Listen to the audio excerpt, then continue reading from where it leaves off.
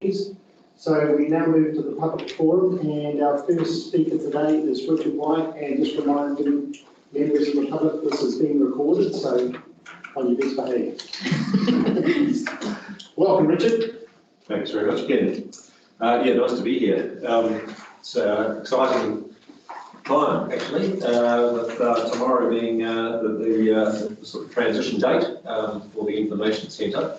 And in saying that, I'd especially like to acknowledge Kay, actually, Kay and her team who run the place really well and give us a great foundation to work off. Just for a bit of background on myself, I've been a farmer batch owner for a dozen or so years. My wife and I bought our wonderful batch, way back then. We're Wellingtonians. Our goal was always to retire here at some stage, but then when our son set up shop here, and then twin daughters came along, twin granddaughters for us, we thought it was actually time to get up here and try and be active grandparents, and so that accelerated our move up here. So I wasn't ready to retire. For the last couple of years I've been self-employed, having had a career originally in the private sector in commercial and corporate banking, and then for the next 15 years or so with New Zealand Trade and Enterprise. So I've always worked with businesses, particularly growth-oriented businesses, and at NZT with exporters. But when I finished with NZT a couple of years ago, I've been self-employed doing advisory work, and I figured I can do that just as well from here as anywhere else. But very keen to, was always keen to be active in the community and get involved alongside the sort of advisory work that I do. So yeah, I was interested to see when the expression of interest got advertised. Well, actually, that's slightly different, but what an opportunity to, if I'm serious about getting involved in the community, and particularly in the business community, what an opportunity. So having some months prior got involved with the Multi-Sport Club, whose core asset and big sort of future is the mountain bike park. The club, in talking to the club, they sort of have a shared vision for what we can do with Whangamata and the region, and building on the wonderful assets that we've got. So they agreed to get right in behind me and submitting the expression of interest. And next thing, here we are. So ultimately, I think my vision for the centre, to build on the work that's gone before, is to, and I know this won't be easy, but it is to turn it into a self-sustaining business. So we've got to develop over time a business model that allows that to happen. For now, for this coming year, and I suspect for the following 3-year term, public funding will be really, really important. But beyond that, between now and 4 years' time, I'd love to be able to get a model in place that makes it self-sustaining and viable in its own right. So a lot of work to do that, but we're moving into the digital age has been with us for some time, but certainly we need to digitise a lot of what we do at the information centre and extend our reach and embrace perhaps some of the younger generations that do things a little bit differently than what some of us are used to. So there, that's a part of the opportunity. What my wife and I did do last week was do a little roadie around the region, just to remind ourselves of what else is out there, because while our priority will be to promote our great town here, tourists will be asking, hey, what else is there and what can we do, etc., etc. So we went on a little roadie around the peninsula and visited some of the other information centres and eyesites. We got some great advice and insights and so on. But when we got back here, we realised just how special in this special region, how special Whangamata is, and how lucky we are to be here. So we're passionate advocates, and really want that to come through, and work with the businesses to get people to stay longer and spend more, and give our best services to the visitors that come here. Thank you, Richard. Any questions of Richard? How long have you been in there? It's not long. Been In the operation. tomorrow. Oh, you tomorrow? I walked past and I thought, oh. I think it's still a little while, but yeah, I said. Yeah. No, 1st of July. Now, there's challenging times with COVID, so hopefully we'll see that turn around sometime this year, but who knows. So you've factored that into your thinking going forward? Yeah, it's really interesting, and it's a time, and I think a lot of businesses have faced this. They've actually used this as a time to actually reflect. What is, it's a changing world. What do we need to do to have our business model evolve with the new world, the new normal? And in a sense, with us being a tourism-focused operation, it's sort of almost counter-cyclical investment. Things are going to be very, very quiet, obviously internationally, but what can we do to compete with the rest of the country to get the domestic tourists here? And I know that it's been pretty buzzy, and a lot of people are out there, a lot of Kiwis around the country are out there doing things. So we've got to take advantage of that, but that also gives us a wee bit of time to sort of think about, okay, when the borders reopen, when the international tourists come back, what is our offering, what's our value proposition, and how can we really make the best of them. It's actually been quite interesting how many domestic tourists have been through. We've been steadily going, through the days. So it's been quite interesting. We thought, we'd have nobody, but it's actually been, and even though people are using the Google, they still like that face-to-face. They still come in and say, look, we've got this, what can you tell? So, I think it will pick up again once we see the visitors and we get our camping. Okay, well, thanks very much, Richard. We wish you well. Thank you. We're looking forward to it being a successful enterprise, and as it has been in the past with Kate's team. So, all the best, and looking forward to the tourists continuing to come to town and get. Thank you. Yeah, I certainly need your support and advocacy as we go forward. So, I appreciate the opportunity. The board is right behind the innovation centre. We see it as a vital asset for the town. So, Great. Thank you very much. Thank you very much. Nice to talk to you all. Cheers. So next we have Linda Mason. Linda, come on board. Good morning, everybody. I'm here to talk about the 4.1 item on your agenda, the platform in Williamson Park. I always read Mr Ashby's reports with deep interest because he affected me directly. This, however, I want to bring to the attention of everybody here contains just a slight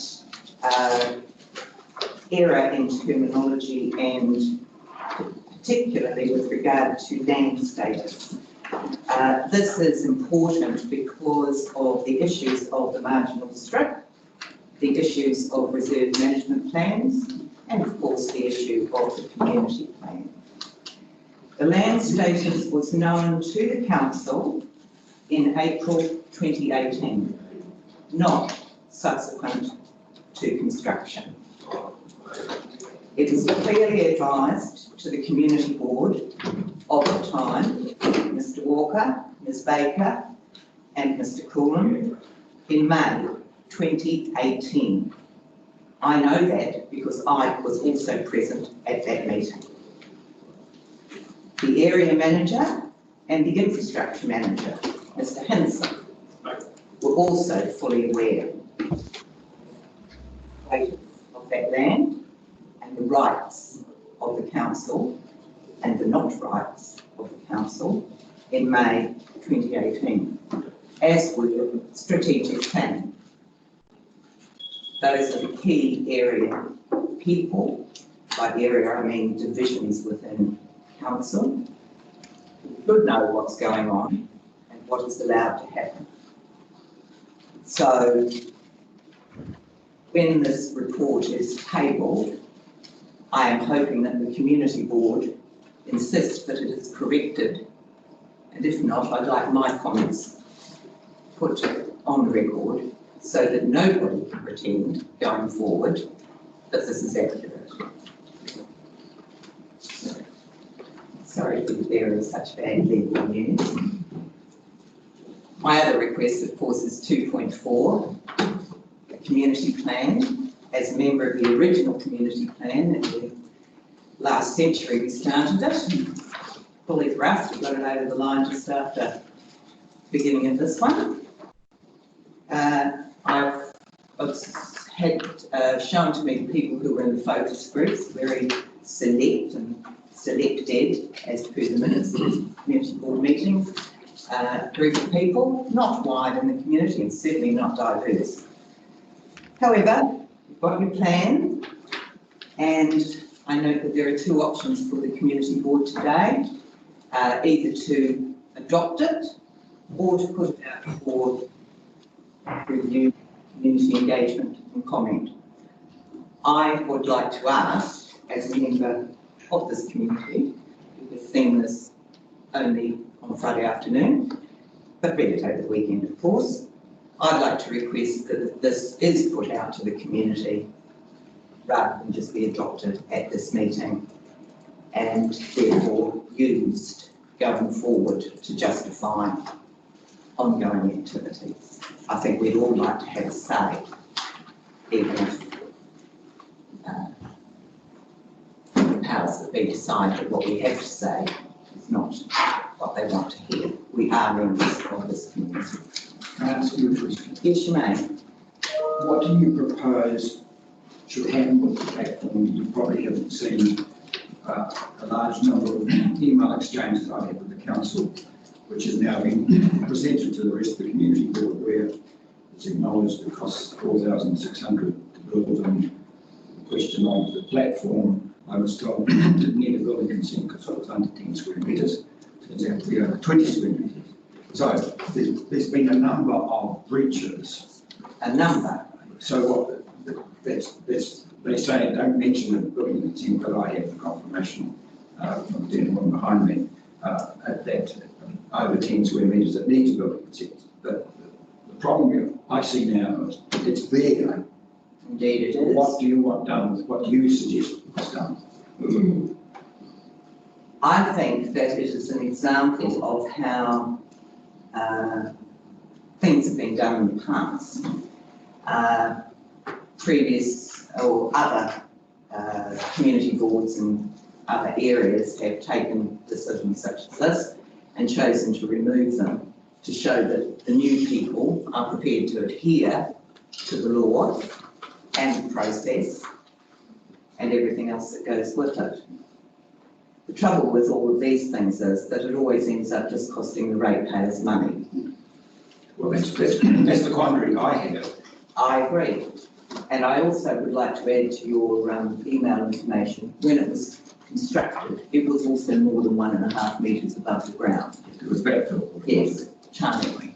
Yep. And yes, so it's a difficult situation. Well, I think somebody should be held to account. Well, look, as a ratepayer, if they did the same thing, they would be prosecuted and would have to pay for its removal. And that's the concern that I have, as you're saying, that council staff seem to go ahead with no legal right and do things which are not acceptable. No one else. This is not new. Yeah, well, I'm starting to learn that. Yes, well, you've also operated, when I say operated, being a person on the other side of the fence prior to your election as a councillor. But I think most people will recognise that the last election, if it proved nothing else, was that people wanted a change. they were a bit fed up with the way things were being done. And I did ask Mr Ashby whether, as part of the induction, all of the issues were brought to the attention of the new community board members, and I was told that you had been inducted and therefore you knew. I find it interesting that people were surprised, therefore, that they didn't know a platform was had been decided to be whacked onto a bit of dockland illegally. Anybody point that out to you? I don't think there was actually a community board approval. It was, but we're not here to debate. Yeah, but that'll come up later in discussion. Yes. Thank you, Linda. My pleasure.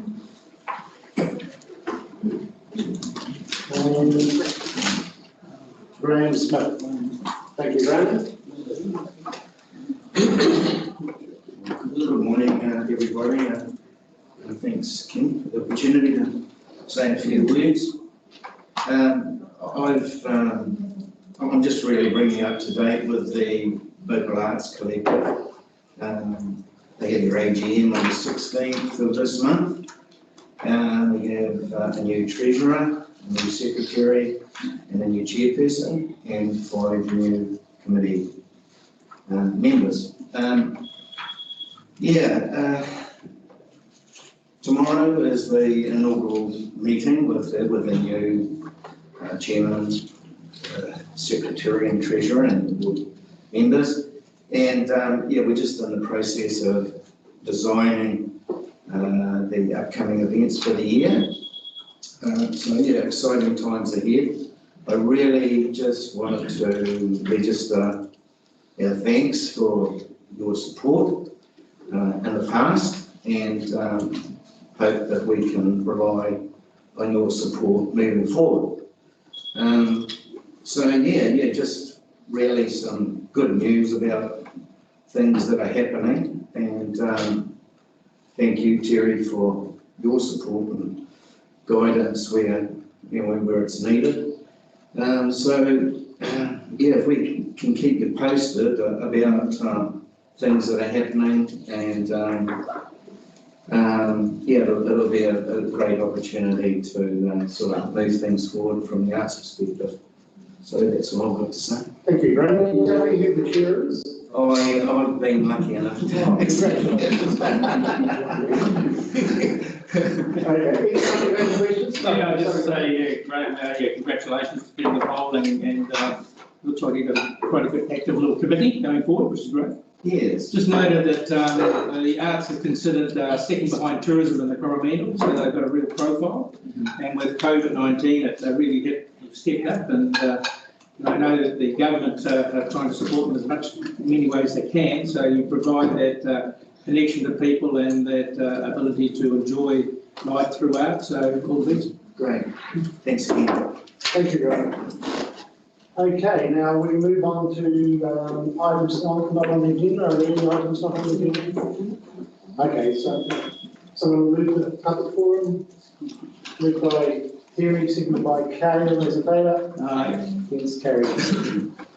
Are there any items not on the agenda? There are none. Any conflicts of interest? There are none. So we move to item 1.6, minutes for confirmation. Before we have any discussion, someone like to move those minutes? There was a minor change, in the local government with reminding it starts back with this year, not next year. Here, so I can change this with following amendment. Here.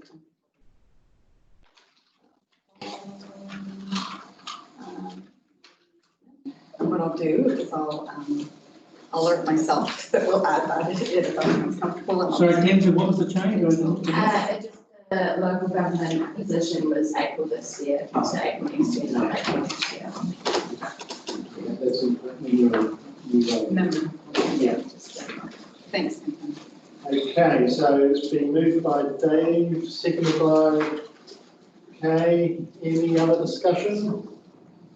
If not, I'll put that. All those in favour? Aye. Against? Carried. Okay, so we're now moving to what page? 20. Page 20. RSA.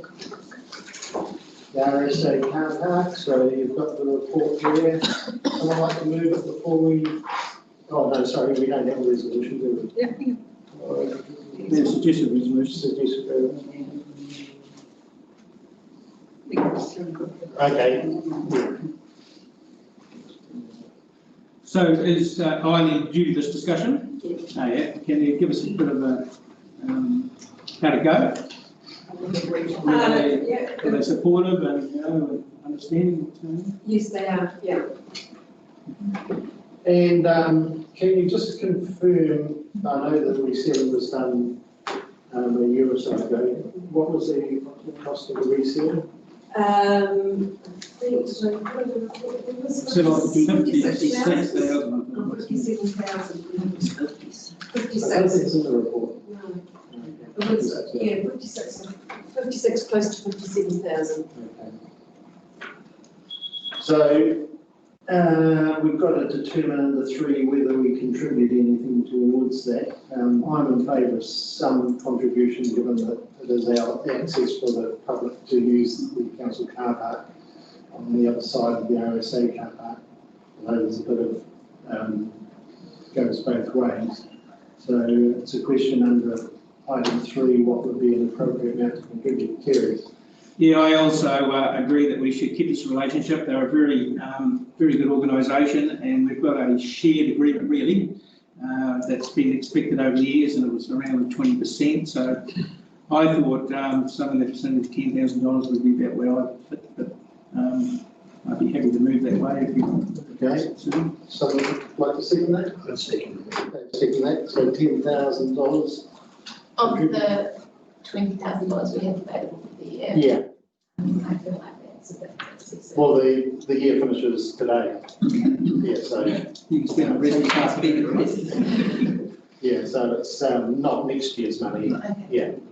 So we haven't actually touched that money this year. And if you look at this agreement, this has been considered the discussion over the years, because they access our car park through the right-hand side of it.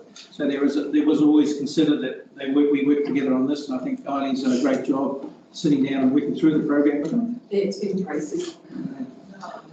And through the chair, it's also important for the hall, because we use the car park as an open. We do, Yeah. It goes both ways. No, I think 20% to me feels about the right contribution. And that should last 10 years or so, should it? Yeah. How long's it for? So when I asked Sam, because it's brand new asphalt they put in there, the car park as it is, should not have any issues with it for at least 10 to 15 years. Okay. So at that time, the agreement will need to be reviewed. So the board will have a chance at that time to review if they want to make any changes to the agreement. Okay, And so, through the chair, yeah. did they give any indication of what they wanted in the contribution from the community board? No. so Terry, do you want to move those through? Yep. Okay. So we've got 3 resolutions there. All those in favour? Aye. Against? Carried. And a vote of thanks to Eileen for doing that together. It's been a bit of a, so thank you very much.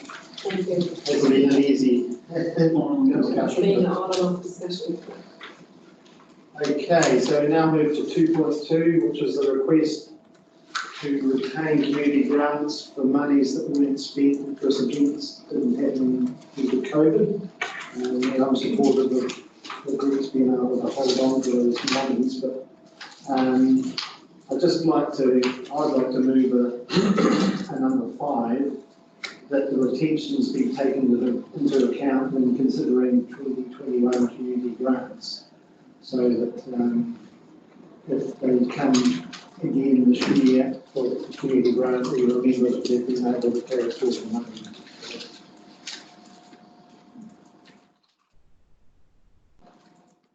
Yeah, so think what you're trying to saying is if they've got money this year that they didn't use it again, that don't come back out more, but if there's money left at the end of the day, we'll give it consideration. Yeah, or if the costs have changed, they can come back, but we need to take into account that we've already taken over this money when we consider any further application. Yeah. Because it's possible we could get a lot. I think we might get a lot this year.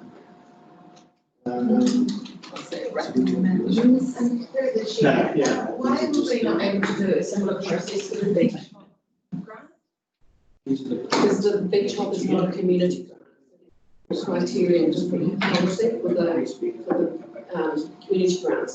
So that policy actually states that if there is any unspent community grant money, they have to request the board to either approve them to retain it to the next financial year or they have to repay it. Okay, so I'd like to move. Let's figure it out. Yeah, I've sorted out the wording. It's basically, I think we've got the. Always got the rest of it. Outcomes. The retention is taken into account when considering any 2021 community grants.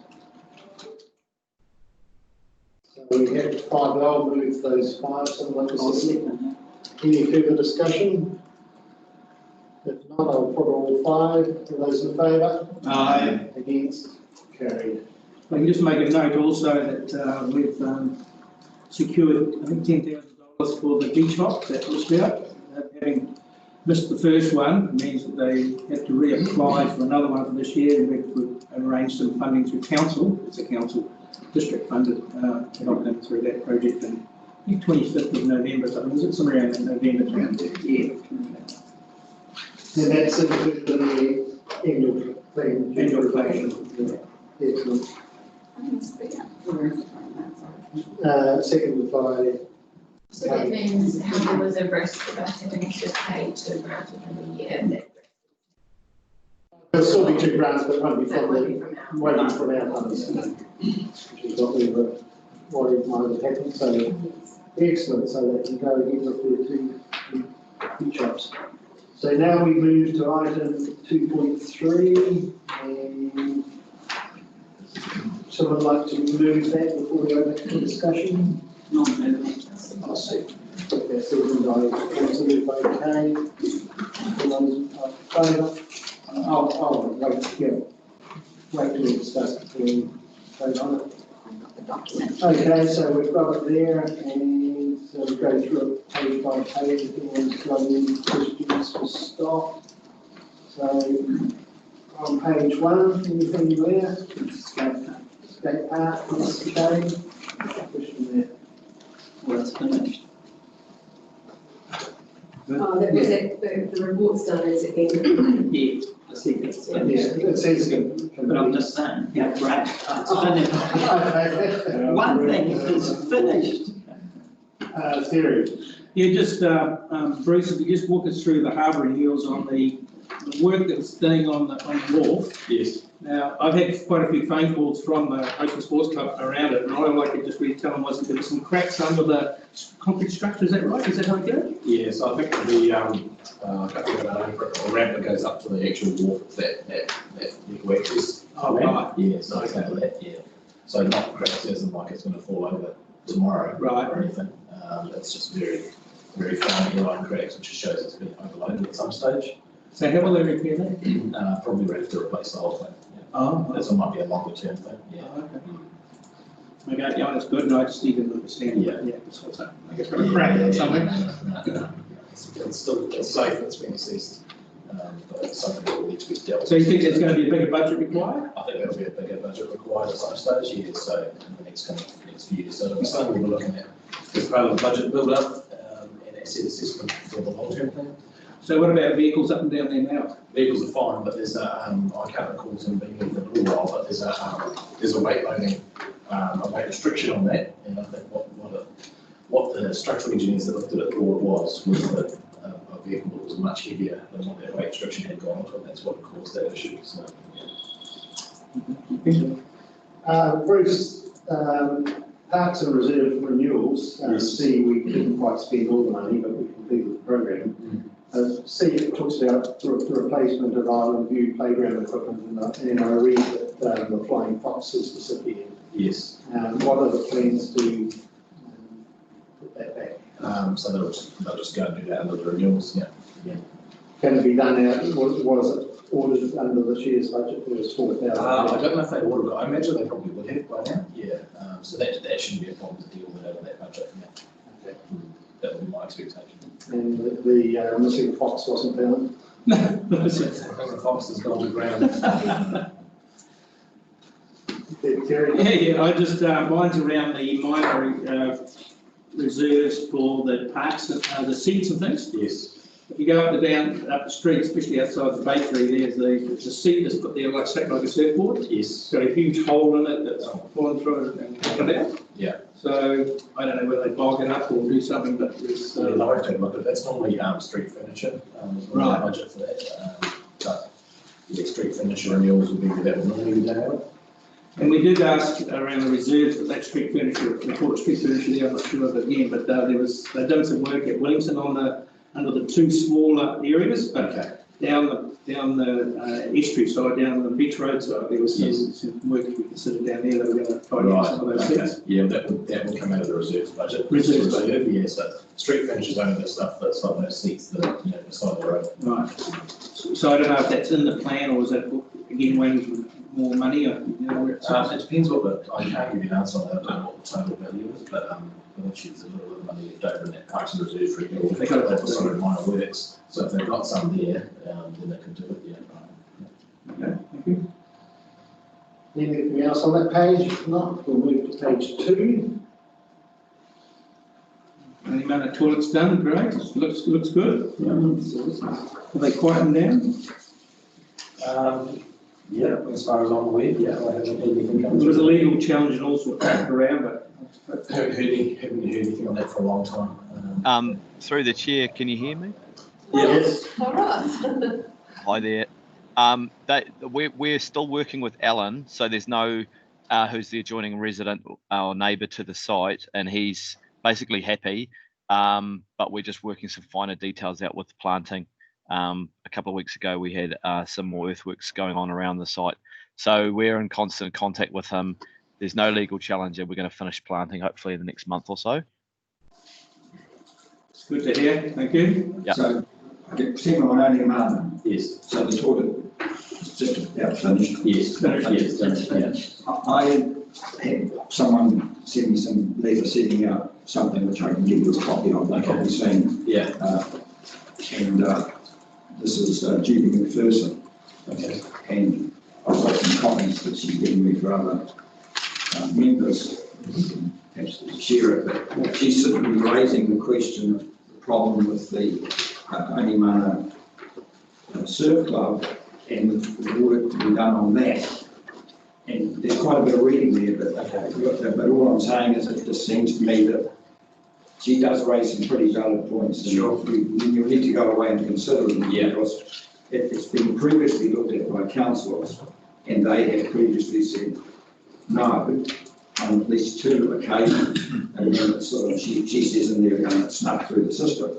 So, and I'm all for surf clubs. Yeah. I just wonder that as it's on the reserve part where it is, we should be pretty sensitive about that. And so if you can reflect on that and look at it, and we can just perhaps reconsider it again. Yeah, I'll get my team to look at it and then they can link up with Eileen and the team over here because they know a bit more about it, I would say.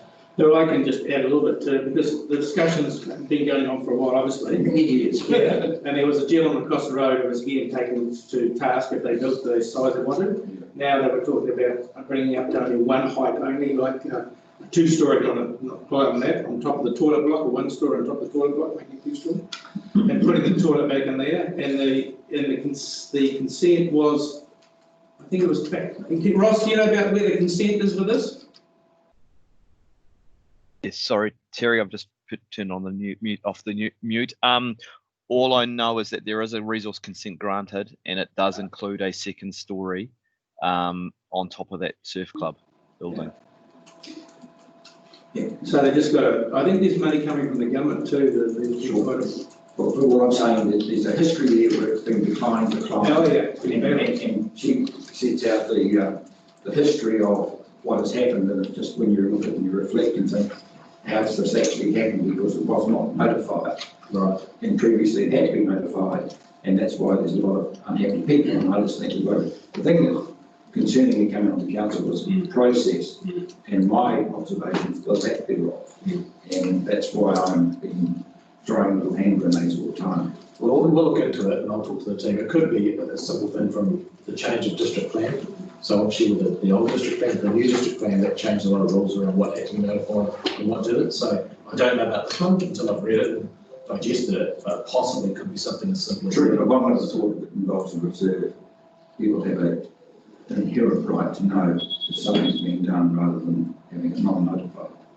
Yeah, it just depends what the rules are under that plan route, but I hear what you're saying and I don't disagree. Through the chair, I was on the Whangamata board for quite some time, and this has been notified for a long time. This has been through the community, it's been through the ratepayers, it's been through the community boards, it has been ongoing, and as far as I know, the money was given for it and it was all set to go.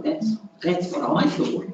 I'm simply passing on what has been. I know you only pass it on, but it's not right that it hasn't been out in the community. Well, I'll just be guessing if I try and give you any. It's 10 pages. So, let me go through that. Appreciate you giving that to the area and more. Well, I only got it yesterday. Yeah, no worries, all good. Yeah. She approached me about it. I see your name on the front. And she said that the main thing was that she had not had communication. People had promised to get back to her. Right. And they had not. And I think that's an upsetting factor. Yep, fair enough. That would upset anyone, yep, if they had a commitment and they had carried through. Yep. Okay, what else on the The street lights, I think, need to be mentioned. We've had those outages that have caused some issues, and PowerCo, and again, I've been doing some work on this, but PowerCo to identify them. Right? Yeah, it was quite a long process because they actually had to find a fault, which was underground cables, overground cables. So it was basically let's see what this fault fixes. So they did end up by getting to the root of all level, and I'm pleased to say our streetlights have been staying on with the rain. And tomorrow, some representatives from PowerCo are actually coming to meet with myself and Terry just to go and also find out why the battery didn't kick in the other day when it was supposed to. Yeah, we had an outage and 10,000 houses went down, including Waihi. And the idea is that battery was there to pick up anything fault in the 33 kVA line from Waihi, and it should have kicked in. And we've asked the question why, so we'll see what they say. Lauren, somebody spoke to me about they're talking about the new line that they're putting through for a computer line and that they've started in town, and suggested that if there's a fault with those power underground and above line cable, that this would be an ideal time for them to easily shoot through another line underground while they're in town doing that at very little cost. Is that something that's being considered or anything? This chorus, but in town doing fibre, is Yes. it the same? Yeah. Yeah, well, it's really worth considering, Dave, absolutely, because they will wreck the town anyway. We've found out every time they've come to town to do something, we've had major faults, given something or just touched it and then it fails through, but yeah, I think the opportunity, I think it's good. But it could be an ideal time, just if it's a problem, just to shoot another one through and overcome it. that we've discussed? Question out to I'll bring it up a little tomorrow, yeah. Yeah, good point. Thanks, Dave. Right, what else on that page? Which page is this? This is page 2 of the report. Finishing the Fleetwood Valley seal. Yes. Oh, yes, I should give you, oh, sorry. Well, no, you were sent to both of them. No, just Wentworth Valley Road, see, I should give you an update on that. The project is twice, is it? Yes, twice construction. Yeah, and it's going along pretty well.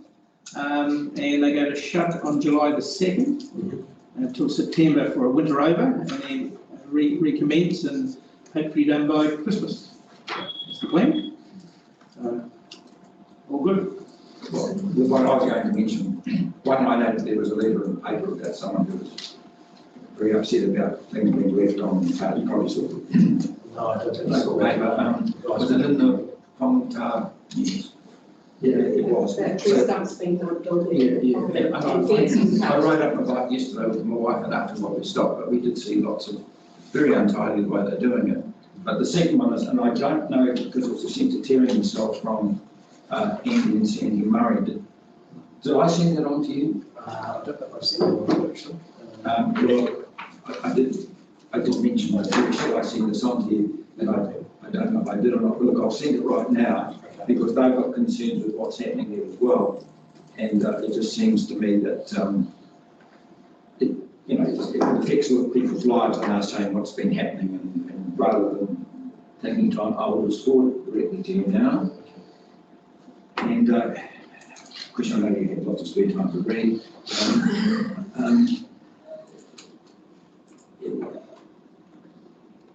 I'll just, Okay, great, thank you. it'd just be nice if they could, that they raise some pretty valid points concerning them.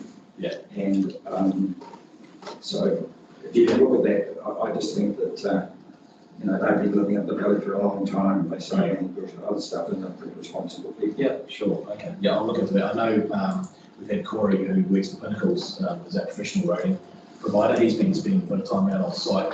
He's done a lot of meet and greets with a lot of the residents out there. The responsibility for that stuff is actually on the contractor on splice to do it properly. And so we just need to make sure they're doing what we expect them to do and do it properly.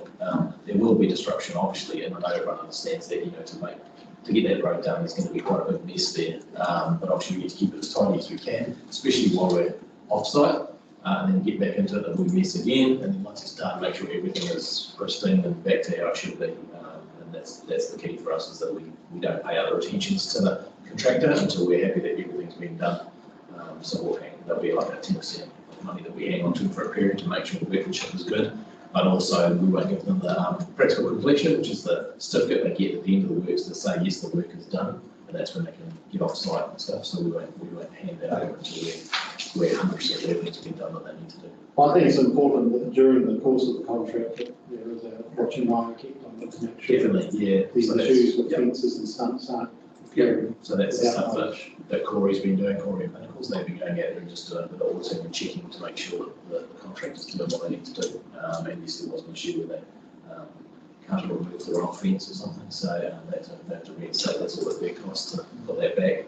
So, one question that was asked, Bruce, was whether the widening of the road is going to be consistent right through, or they're going to maintain the same widening, do you know that? I don't know offhand, sorry, no, generally they often won't be the same. It just depends on the actual situation of where, the road and the conditions as to how wide it needs to be. But I don't know, I can find out later. Well, that just reminds me of the board was keen to look at the speed limit once the sealing is done. Yeah. And just wondering how that's progressing and will that tie in with the completion of the sealing? Yeah, that's definitely intention. I haven't seen anything contrary to that. You don't want to do it till it's done, mate. No, you may do 100k, Yeah. get your money, and then figure out what speed after. And can I, while you're writing, yes, there's talk of a bike trail there, or biking, is that going on the side or on the road? There's no trail going to be on the side of it. No, I know there was talk about that a few years back on the interior. That's spent. It was too expensive. Yeah, It was another $1 million just to out, but it was not Well, involved. that's why the importance of the speed limit. Yeah, exactly. Yeah, Because, it's going a lot faster when it's sealed. I tell you, I know you would, it's not an appropriate road.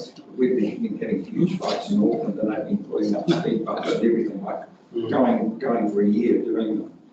And it sort of slows the traffic a bit, but you can easily do it in the city. Just stick up speed cameras and that wipes it out in 1 minute. It's very cheap compared to the millions I've spent on all these speed bumps. I think they don't listen. I think you'll find that the tourists will behave. It's often the locals in a hurry that cause the problem, so getting it right is pretty Well, important. I'll tell you what, if you slap a speed camera up there, they don't cost much. They will just stop everyone speeding. Won't get lost. Well, the point is you have a camera looking at the camera. And then you catch them. That's how they've caught them in the past. Then you've got to find some way. Don't you know that street dealing with all that stuff. Yeah. Okay, on to the next page. Update on nip curb would be good. Yeah, so they're actually very close to finishing. I did get updates, so they're on. Looking good. It's looking good in the rain. Works very well. It was very brilliant. One side was brilliant. It was very unfortunate that they had all those cones and their speed signs gone. Talking 50 to 70 cones and the 30 and 50 temporary signs that were stolen. Look. So the East Road completion is by the end of next week. We'll be finished. And so what was the final budget comment? So the final budget is not this one. 661 after the bonus. Okay, so not one. I think everybody in New Zealand got some. That included the stormwater component of it too. Yeah, correct. And so that will obviously come out of this budget. Yeah, big Yes, carry forward yeah, money. yeah. Yeah, we'll just have to take across that last bit, that we need. Bruce, in terms of stormwater on the road, how have they done it? Have they done soakage pits, or are they taking the water and moving it, or On what? the curb project, Yeah. I don't know the details of what they've done there. They've just, it's a kind of horses for courses, you know, so if there's good soakage in that area, they can install additional catch pits with soakage in the bottom, then they'll do that. But if it's an area that won't drain, or it's quite a low area, then I have to install articulated stormwater. So They just push it, because there's stormwater in here, Kelly's and Williams. yes. Will they use that? So they generally connect it, like, that's where the thing gets really expensive, actually trying to get fall for gravity. Yeah. So you've got to have it falling, and then you get this, you get to say Achilles, and it might be higher, so you can put a little pump station, it's not going to work, so. And most of it is soakage. I think most is, yeah. But there, at the ends, there'll be some There'll be runoff some to connections. the insurance. So what point is that investigation done? Obviously not when you start the work. So they need to do it before they start. Yeah. So are we doing that for the other streets? Yeah, we will do, yeah. Yeah, we haven't worked out what other streets we're actually going to be doing, so that's something that we talked about as well. We're gonna workshop Long-term plan, we need to workshop that with the board, because I know the board's quite keen to try and carry on chipping away at these roads around the town. So yeah, we need to do that over the next few months, so we can actually put those budgets into the long-term plan. And then part of those budgets, you have an investigation budget up front to do that work that we're talking about with the storm. And that street is kind of the lowest in town. That's why it was picked. It wasn't because Mr. Paul Shanks liked Chair. It was very much about the fact that it fell to that area there and Bologna were the two areas, which was a swamp in the old days, before Williamson gave the land away. So that's where they're starting. And when we do our workshop, we'll look at which streets need nip curb and which need support in terms of stormwater. So. Yeah. Yeah, all of those streets were a huge flooding.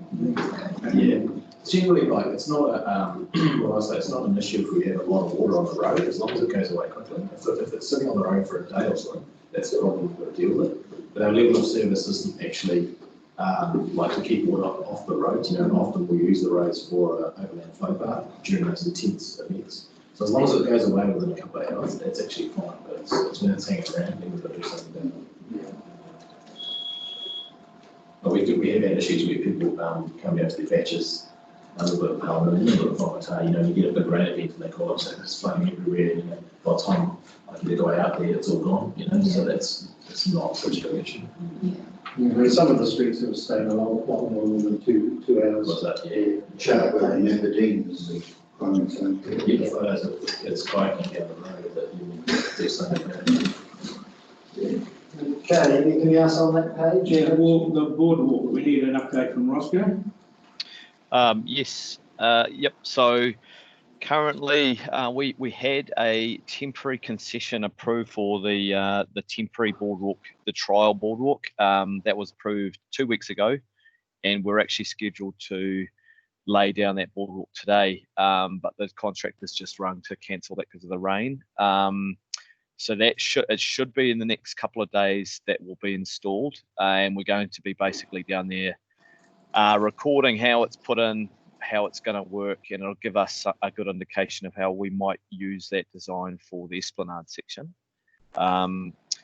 Interestingly, I haven't been, but I saw some photos from Amber with the amount of, I guess, wave action from that easterly that occurred. There's some quite big scouring going on there, which I'd like to have a look at as well. It shouldn't affect the temporary boardwalk at all, and particularly the back dune or the esplanade at all. But that's an interesting timing.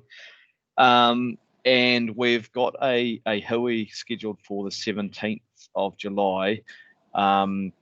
So I guess that's part of the progress towards a control and management agreement with DOC. DOC are very interested in the trial boardwalk. They've inputted into our comms around that, and they're looking to see basically how that works.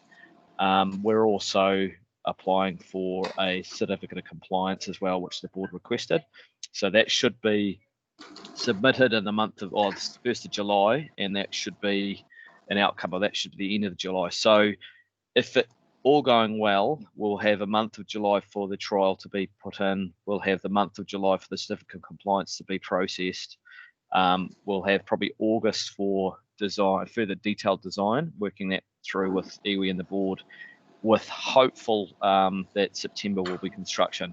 That's the timeline at this stage. Ross, can I ask a question about construction? Yes. Yep.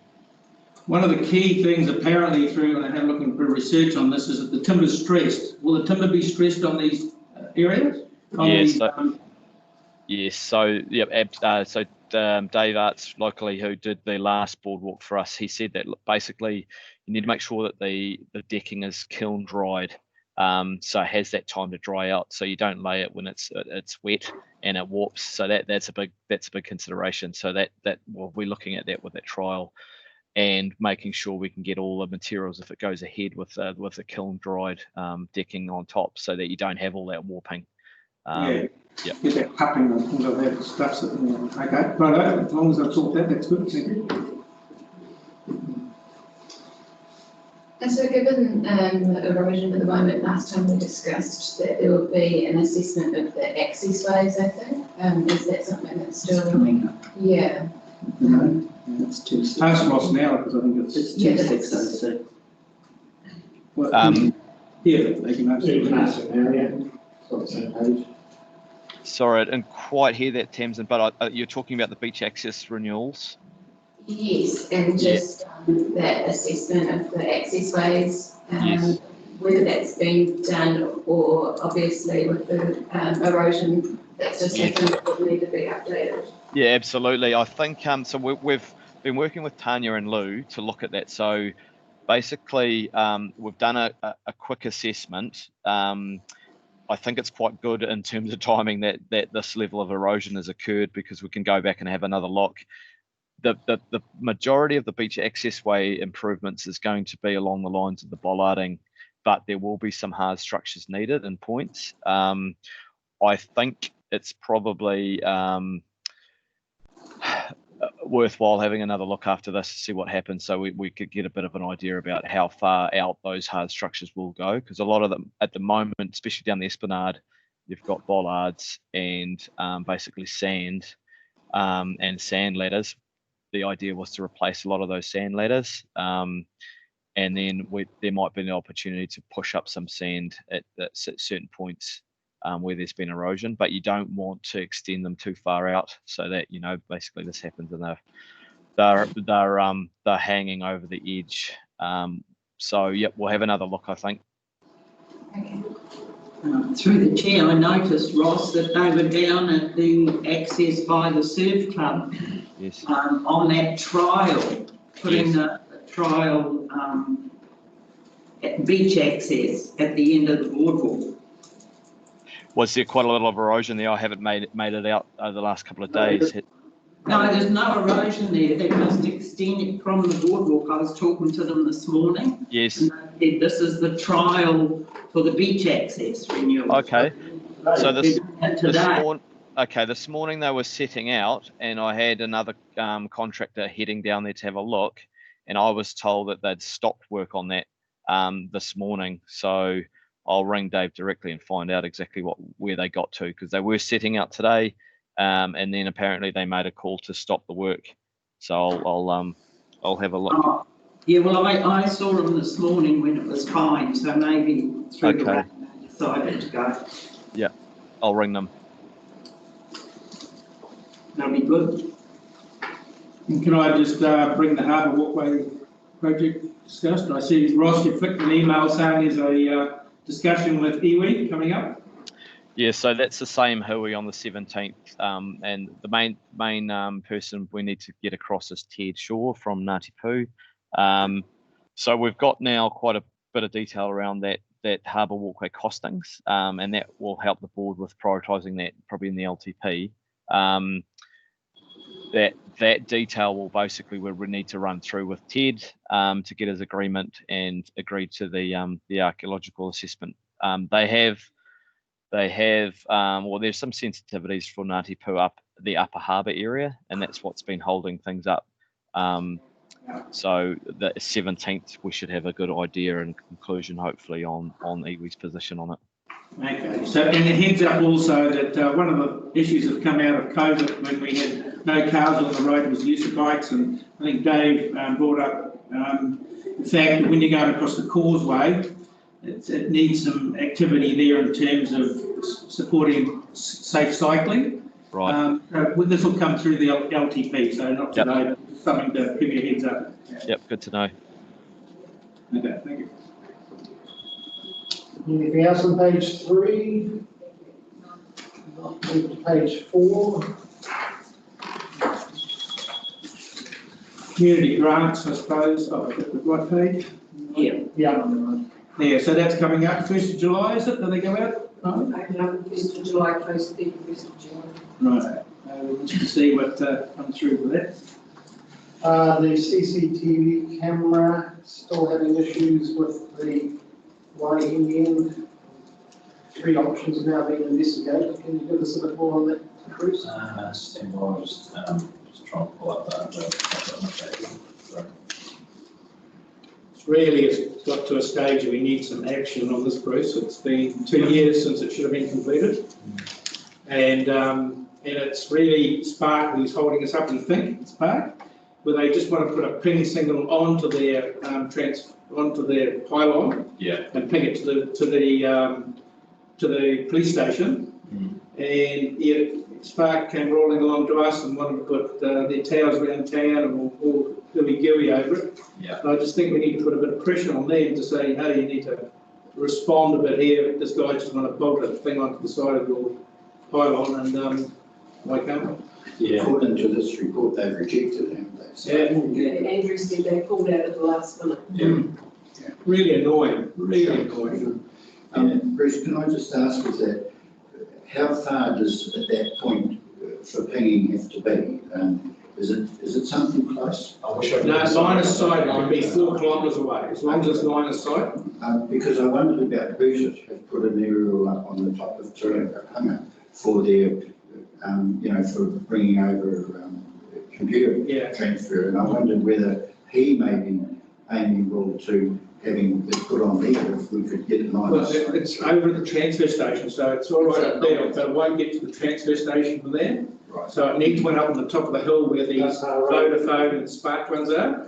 But if we want to put an aerial up there, maybe, I don't know. Well, he's got, see the house with a few of them on. Yeah. I'm using it, it's great. Yeah, it's same. But yeah, good point, maybe if we can't get any traction with, So looking at the Vodafone tower, found my update here. So they are looking at the Vodafone tower, whether that's an option. right. But it's 2 years ago. You know, I can't really say too much more about how Spark work and the process around that.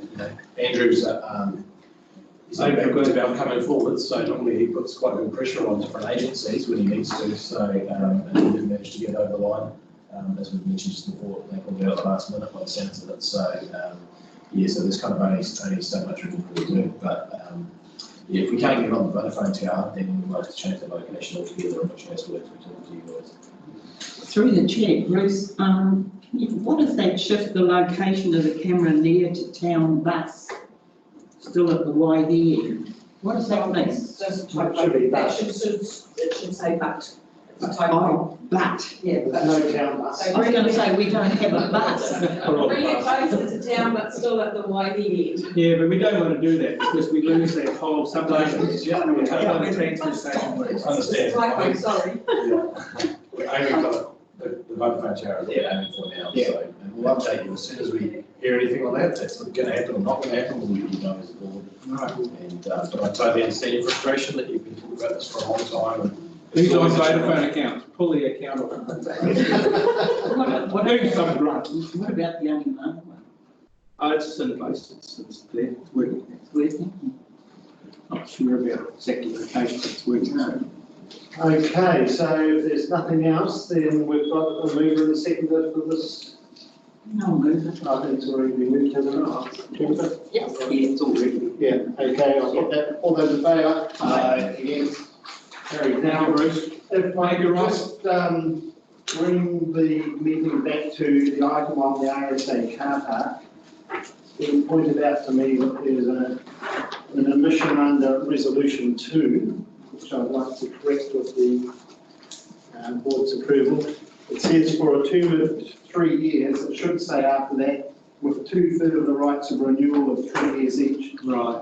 As described in Schedule 1. The renewals? So with 2/3 of the rights of renewal of 3 years each as described in Schedule 1. So that was the intention of the agreement. So I'll move that amendment. Someone like the second by Dave. I'll put that. Those in favour? Aye. Against? Carried. Good time, well done. Eileen pointed that out, so that's well done. So now we. Okay, all good, so we're moving on.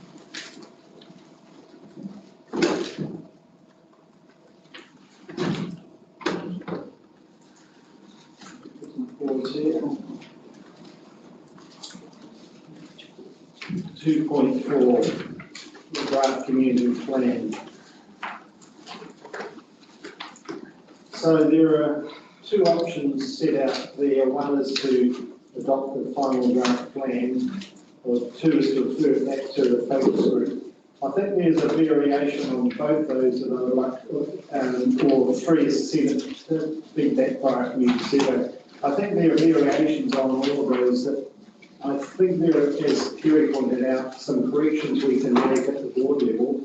It's, things are now have moved on, and we should correct those before we decide which of those options we go with, because it's got projects in there that we're looking to do that have already been finished. There's others that we're. Yeah, it's out of date. Yeah, it's out of date. And so if people are comfortable, I'd like to go through it page by page and see what we can do to make it more relevant to today. And then so if we get Jennifer to just note down where we have concerns, and then we can vote on amending it with all of those, and then we decide which of the 2 courses of action we take on the amended plan. Everyone happy with that? Yeah. Okay, so we've got page 1, it's got some nice little stuff. Graph of the town. Everyone happy with the first page? Page. Yeah, well, yeah, I'm gonna be quite vocal through this discussion, sorry. Okay, so- I just found the plan very wanting. It wasn't in detail that I would expect a community plan to be for people. And I'm just gonna ask the question first, does this incorporate Unimanu and? Yes. So I bought the Unimanu community plan that they did, I've got it here, right here. So does that mean that that's superseded? Yeah, it will be. But the community, yeah, That's the Unimanu one there. And I thought, well, there's not a lot in there for them, so we need to have some detail in there for them, because there'll be an expectation to have, you know, some of that be sort of displayed, and there's quite a few pages there, so I just wondered why that was sort of you know, dropped down quite considerably. Anyway, that's the first point if we go through. No, that's good. We didn't go through. So page 43 and 44, we're all unfortunately on 45. So it's pretty factual. Is that page 5? Page page 2. 41. Page 40. Oh, there's different pages, Yeah. page two. Page 2 of them, Oh, please. okay, page two, okay. I'll refer to the page of the community plan, not page two. Is this the one that the Whangamata board written on? Yeah. So we'll work through the community plan pages, not the agenda pages. So page 3 has got the photograph from the peninsula, the area of the town. And again, I'm just saying that the detail's not there. It doesn't talk about the naming the islands, it only names one of them. Both are English and doesn't talk about Mayor Island, doesn't talk about the benefits or the great parts of what the town's, it's not a great story, is it? So, I'm not sure I'd include the other item, well, it's something you see when you look at your door. Mentioning it's all this is, you get one or two words only about things, and I just thought it really, it also talks about several parasites, but it doesn't identify those. I know there's Europar down in the Otahu issue. Where are the parasites? Right? Peninsula Road. Yeah, I don't know, sorry, this information came from somewhere else. Right. But I can, if you want to. Okay, so we're saying we'd like this expanded. Yeah, we need more detail around it. It's not a great story that people pick up and read and think, well, I'd like to go and look at that place. And I agree, you made a really good point about upholstery,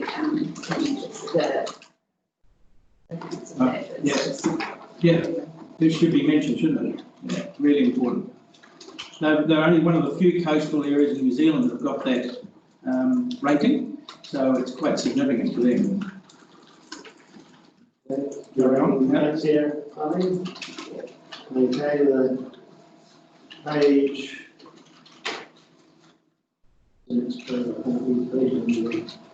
Page 4. No, that's all right. Okay. The photographs. Page 5. Now, this is all information or data which is quite dated now, I think. 2030. Well, that's because we know we've done the census results went out, so we can. So if they can be updated with the latest figures. 2018 ones. Yeah.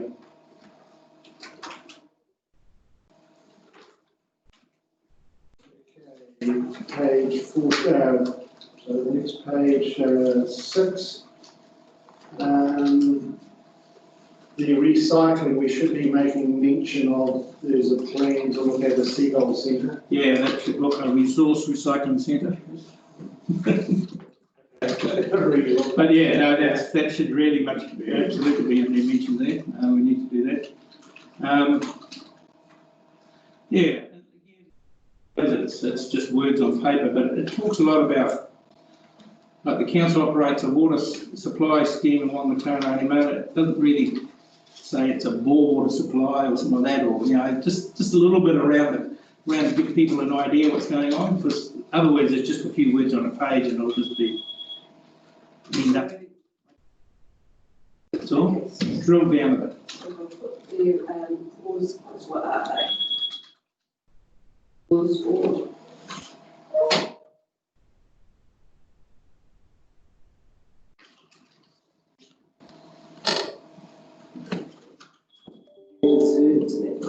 There is a council owned and maintained it. I don't know what that is. There's a council. The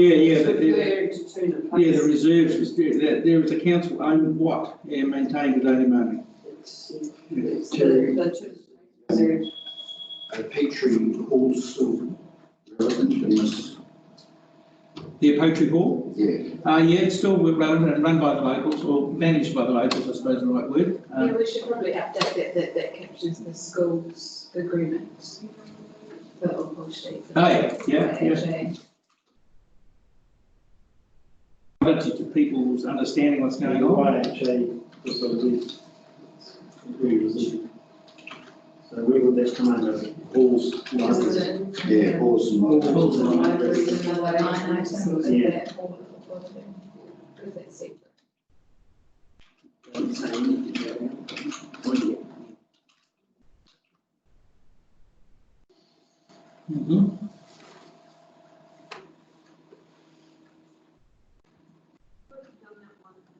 Anything else on page 6?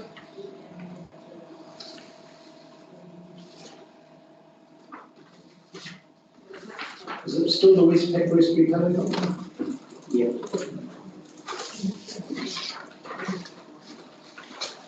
Can I just make a note under the reserves and playgrounds, I think when it says there are a couple of volunteer reserve groups, it sounds a little bit unprofessional. There are volunteer reserve groups. Yeah.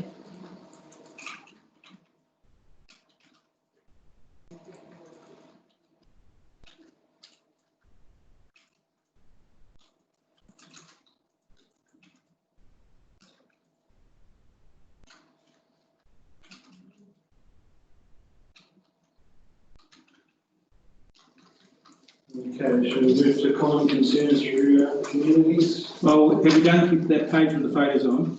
Okay, Well, I just think all the communities said they liked. Well, there's nothing mentioned there about boating or golf or the retail shopping So or. this is what came out from the focus groups and Yeah. submissions from the community. But So they didn't mention those things. I know, This is what but. they mentioned. Yeah. So I think there needs to be strengthen that in terms of what we do come here for. or active recreation. Sorry? With active recreation. Well, active recreation, yeah, it's more than just scenery. Fine, and simple, quiet lifestyle, that's fine. So that what the define, just add that list with more detail, I think. It is about the facilities, the service clubs, the boating, golf clubs, they're all part of what makes people come here as well. So you probably find that they have said that, but that was the headings that were in the questionnaire that was sent out to the public. Where does that come out? It comes out somewhere else in the document, does it? No, the questionnaire that was sent out and the people submitted. So I can't remember the figures for this community. I think there was 50 or 60 people submitted. There wasn't many. And they, under beaches, under those headings, there may have been specific mention about those different things. But we can go back and have a look. Well, yeah, people won't, yeah, so we just, I'd like to see. And they're on their mountain bikes. That's not. Mountain biking. Anyway, Yeah, we can go back. just, these are just, to try and make it a document that's going to be read, not stuck into a hole somewhere.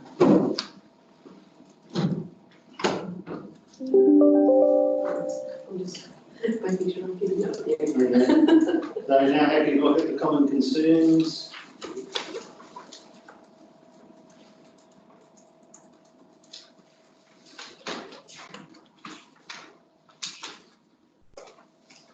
The affordable housing is true, but any housing is also needed. Just a lack of reasonable housing at any level. Well, it's really important, affordable of short-term accommodation. I mean, that's a real key to this town when they're trying to get people to come and work at the Christmas period. There's just no accommodation available now. It's getting less and less as people use their homes more, their holiday homes. Looking also at things like a dementia unit and maybe another camping ground and all those kind of things need to be sucked out of this information so that people can see where we're heading. I think after what would this look like, you could say affordable housing for permanent residents and for temporary workers. Yeah, short-term accommodation. Long-term accommodation. Yeah, but it's both, because we have a peak over the holiday period where the shops can't get the staff, the restaurants can't get the staff because they can't find accommodation for them. That's short-term. Yeah. Long-term It's short term, long-term about retaining residents, Yeah. not losing them. So that's on a negative growth, and that's not good. Because the holiday makers will buy the home straight away. Permanent residents leave, holiday makers take it over, we lose a resident. And we still get a ratepayer, but we lose a resident. Yeah, and they're not the ones who are going to go and work in the restaurants. No, well, yeah, no, the volunteers and make the town survive the year, really. But through the chair, there's one thing about affordable housing here when you've got sections or half sections for 600,000. I mean, how are you going to put affordable houses on a 300 and something metre section? Yeah. You know, this is the problem here. The cost of just the land. we've got to look at the spatial plan about moving the town, look at the town where it should go, because anything in the high density area of town, which was the move about, the planners 3 years ago in 2016 said, we'll grow the town by letting people chop their sections in half and build houses, and all that's done is made a stormwater problem. More roads, more concrete, more like that. So we need to look at the town and move it out around the harbour or up the harbour or something like that. And that's why the idea of doing a spatial plan, we can put those things in place for the next 20 years and say, this is what we're going to do or how we're going to do it. We're not going to do it because we won't be around, but at least we'll give an idea, a direction. Because at the moment, just keep building in town here is ain't going to be the answer. When is that expected to be finalised? Oh, we're going to do a workshop it coming up, and we've got a working group that we definitely want the community board really engaged in if we can. It would be good for some of these things where it says what this would look like. That doesn't, like, there's no direction. And we give an arrow to the spatial plan to say this is our. Yeah, otherwise you read that and like we all have the same conversation, how's that going? Yeah, how's it going to work? Yeah. But you're looking at buying farms and all sorts, because that's what we've got on the edge of Whangamata, is farms and hills. Yeah. You know, you're looking at really expensive. Well, I think you look at rezoning some of those areas and making them available for developers to look at or for services that we need, you know. I think the public has still got to tell them. It's demand. In relation, through the chair, in relation to the medical side of it, it's really just it got to the stage where apparently it's 2 weeks now for somebody to get an appointment to see a doctor because of overworked, and I don't know how, whether it's that we'd have to extend this medical centre here, whether it's time that another one was put in, but this one is definitely, people going to YE for appointments because of that. So that's a concern now, but in the future it's only going to get worse. And we've got to think about that, don't we? Yeah. There were 2 medical centres. And they were both about the same number, and this one was in both places, so I don't know.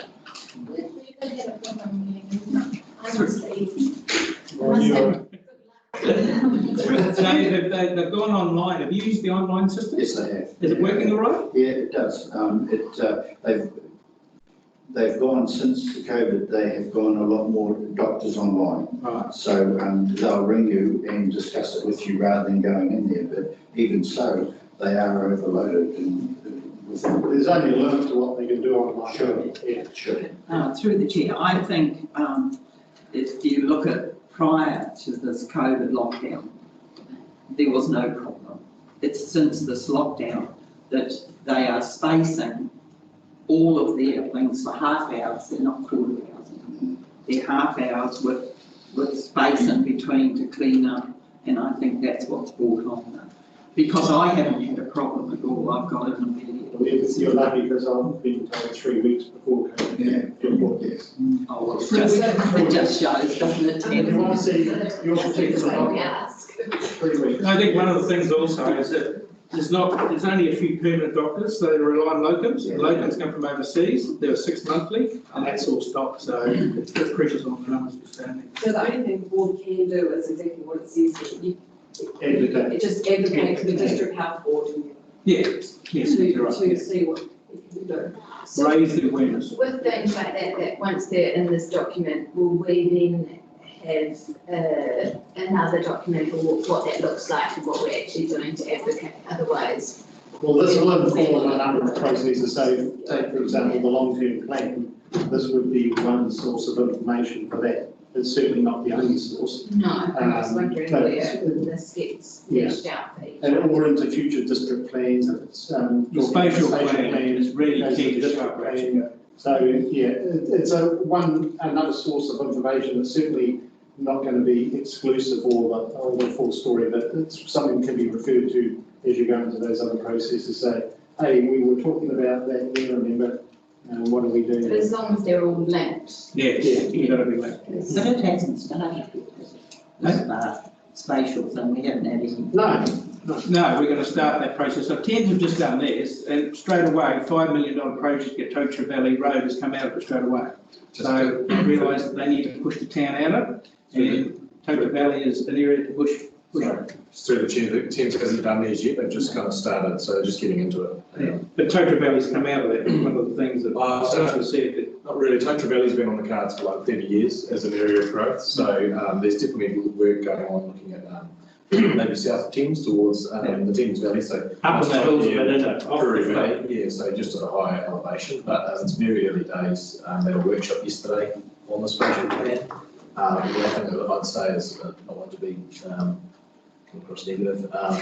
These things take a long time, so it's a big job. A spatial plan's a huge job to do, so it's not going to be something that you do quickly. It'll take quite a lot of time to do it properly.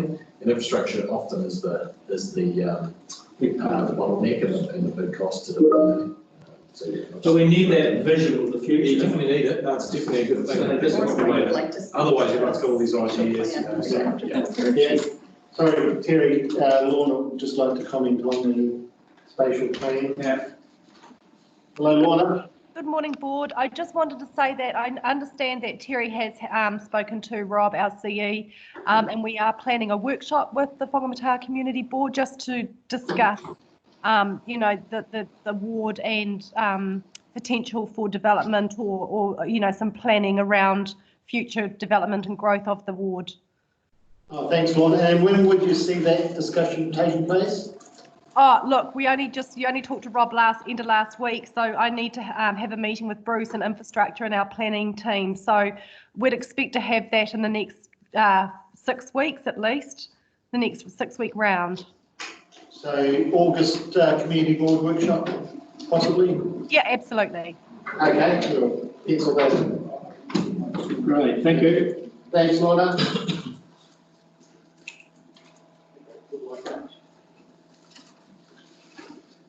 Okay, anything else on page 8? Is that the environment or infrastructure? No, that's the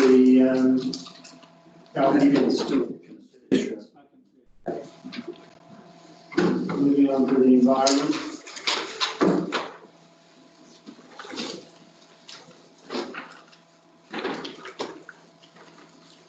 Yeah, I just on the first one, increasing tourism puts pressure on our infrastructure and key attractions. The council will work with Destination Coromandel and commercial tourism providers to educate visitors on the region. I was looking to see the information centre connected into there somehow. I think they're part of what we provide to the customers, to the education of visitors coming to the region. Yeah, and I'm having to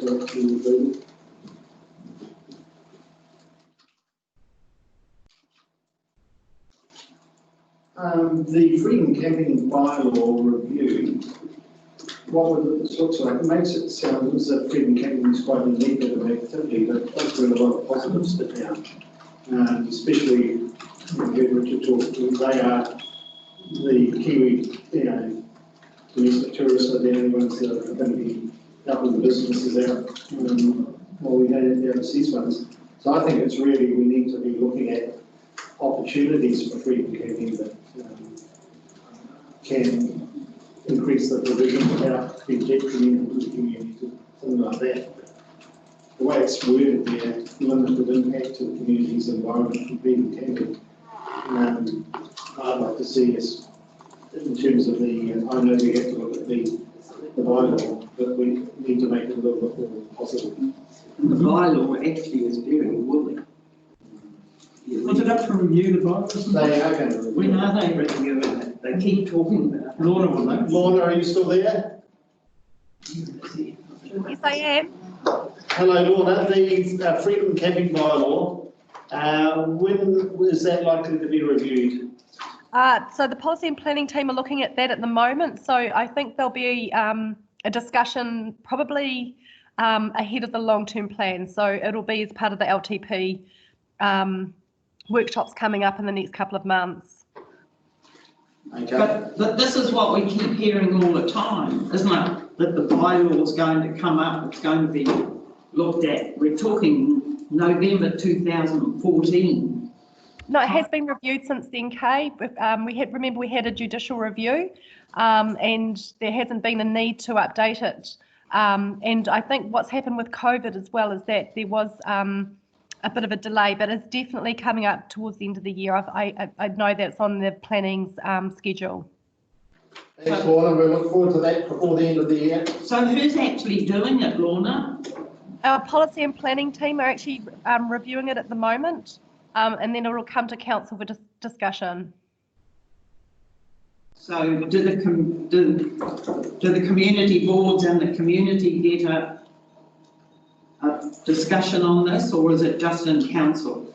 No, well, if it goes out to a public submission, absolutely. But what they'll be doing is just reviewing whether the bylaw is fit for purpose at the moment. If not, what are the other options that are available? So absolutely, it will go out to discuss with the council first, and then if it goes out for public consultation, absolutely, that will be part of the process. Cool. Thanks. The next one, the review of the Waikato Regional Coastal Plan.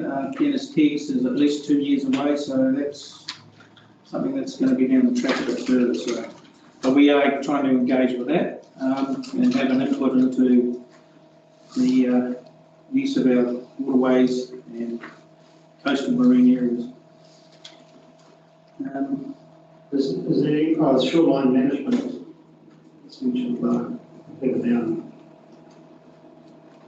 Sorry? I was just wondering whether the shoreline management came under. I think it was mentioned in this. No, it comes under the two. How to protect our iconic landscape. Oh, right, yeah. So those boards for that shoreline management plan are being selected now. Was there some of the board here that put their name up here? Thames, yeah, right. Have you heard? No. See where that goes? Amon's running that project, I think. Yeah. They're still, so through the chair, they're still pulling the map together for all the different panels around the district. Right. And then there's just some work going on around the governance structure, a bit higher up than those panels. So it's still moving forwards, but yeah, Whangamata won't be immediate, but because it's a kind of 2-year program, 3-year program, but we're into the 2nd year of that. So yeah.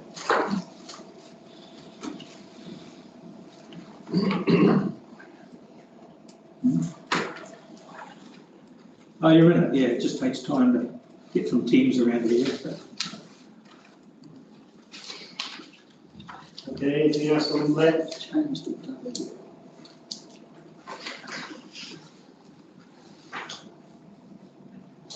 That's on page 9, page 10, infrastructure. Yeah, roading. Interesting there, they can upgrade the state highway with 1 bridge, 2 bridges. Advocating is the word there. That could happen for another while. We've been advocating for the last, I don't know, how many years of time. I think just to that, which we're going to bring up manager's report, that Tony Fox is asking for the boards to prepare information to take to the New Zealand Transport Association for projects that he'll put on the table as an agenda. So good to think about some things that we need. I think it'd be worthwhile mentioning under where to from here that we review the speed limits on some of the key roads as part of the safe footpaths and cycleways. Yep. Like Paris talked about earlier. Yeah. Certainly things like Wentworth Valley and even Back road. And we've had one in quite a while looking at the main carriageway into town, so waiting for an answer on that. Just through the chair, Irene, do we have a contact with Transport New Zealand that you deal with on a regular basis, that, or is they only contacted when it's needed? Bruce's team will have more contact. I only contact them when I want to make sure they don't do anything on our roads with each other. What kind of thing do they get off there? Well, I've spoken to them on numerous occasions about the hill going down past the tip, that 35k one. They had an inspector come out and he assured me that they considered that it should be corrected because it is dangerous the way it is and somebody's going to go over the side of it. And that started in October of last year, and they said that it would take about 4 months for the plans to be done and then they'd notify us. I hadn't heard anything and I sent another email off 2 weeks ago and I got a note back saying, oh, we've referred it to our Hamilton office, which is the same thing as they did before. Yeah. But it just doesn't seem to that's on there and it is a dangerous corner. We've attended a number of accidents, mostly this side of it. But, Yeah. you know, the possibility of a vehicle going over it is very high. They were talking putting an actual widening and putting an actual safety rail there because the logging trucks going around there wipe out those plastic markers very, very easily. You know. It is dangerous. This is a great one to put on this list to go to Tony Fox because he sat at that table. Yeah. And he put that agenda down and say these are the issues that we see are important. So really good one. Yeah, I think yeah, Terry's right. Tony Fox on the RCC is a good person to kind of advocate that. And I can flick an email off to the contact I've got from today. She has a year in her role. She's only just started, but yeah, I'll get some details off you and I can email her and see if we can get something. So you can be hard. I mean, they're working across the region and the country, you know. So it's just always so many priorities that it's hard to elevate our priorities, unfortunately. So, but that doesn't mean we shouldn't stop trying. We need to keep going. So, thank you. It was interesting in Auckland this morning. They've introduced 30k speed limits right across town. On Townsville roads now, it was 40 cars, and probably 50% of people follow that. Now they're reducing it down to 30k. That's going to be real interesting. And I keep saying speed cameras, that'll make it work, and they just don't do it. They put in bloody road humps and rubbish, but they try and jump over them on the hot cars. You can't do 30 k's around Auckland anyway. You don't stop, start 10. One of them's 20k. Yeah, one's 20k. We often hear about street lighting or the lack of it being an issue, a safety issue. And where would that fit under this discussion? Safe, it would be the second one. Safe footpaths and cycleways.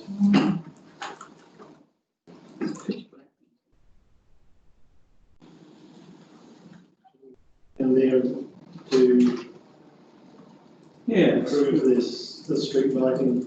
Well, yeah, we're getting the right amount of it rather than, I think the new LEDs are great and directional flooding is getting the right places. And I think the council's really tried to put one at the corner of each street, is that right? Yeah, so we've got like a standard that we use, our code of engineering code of practice, and that has them generally at cul-de-sac heads and intersections. You generally should have those areas lit. But you know, that's not saying the district is set up like that because obviously things happened over the years and years of the district growing. So that's what we try and aim for in new subdivisions. And if there's definitely safety issues in existing subdivisions, then we'll try and put those in the program to get those areas lit. But it is a delicate. It's definitely got better now with the LEDs because previously we'd try and light those areas and we get a lot of complaints about light spillage. You know, now with the LEDs they shine down as Terry was saying. So we're actually a lot easier off when we go and install in the area that needs one. I think what also is raised is that we've got sort of access ways through town through with footpaths. Yes. And people walk at night. It would be great if those access ways were. Yeah, you definitely need to have those access ways lit, you know, for safety. Yeah. Okay, so you have a comment there about continuing to improve the street and the footpaths and cycleways here. Page 10.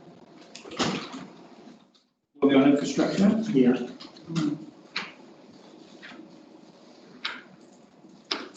Mentioned stormwater, which is good.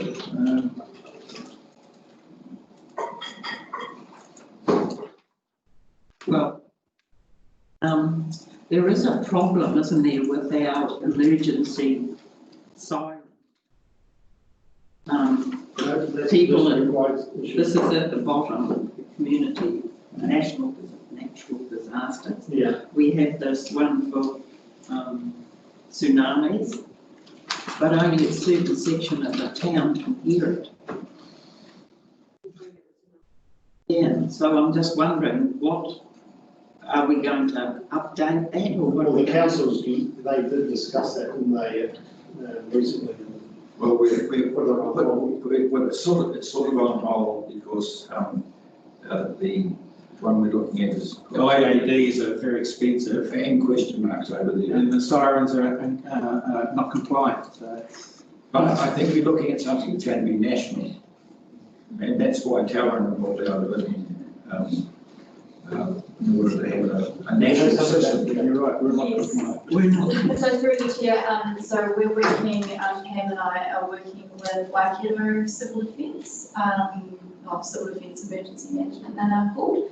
So there is a nationwide campaign that we're working on, which is Siren Check First, which is a public education program that we will be part of. So we met last week just to get a brief overview of that, and that will be hopefully rolling out. So it looks like from July, and then we'll be implementing that from August. What will that result in? So that's a public education campaign, so there's quite a lot involved as far as, I'm not sure what Pam's role is, possibly going into the schools, because that's something that she already does. There'll be a lot of communication, so through our standard channels, newspaper, website, posters. But is that, did I hear you mention siren? Yes, so it's called Siren Check First Public Education Program.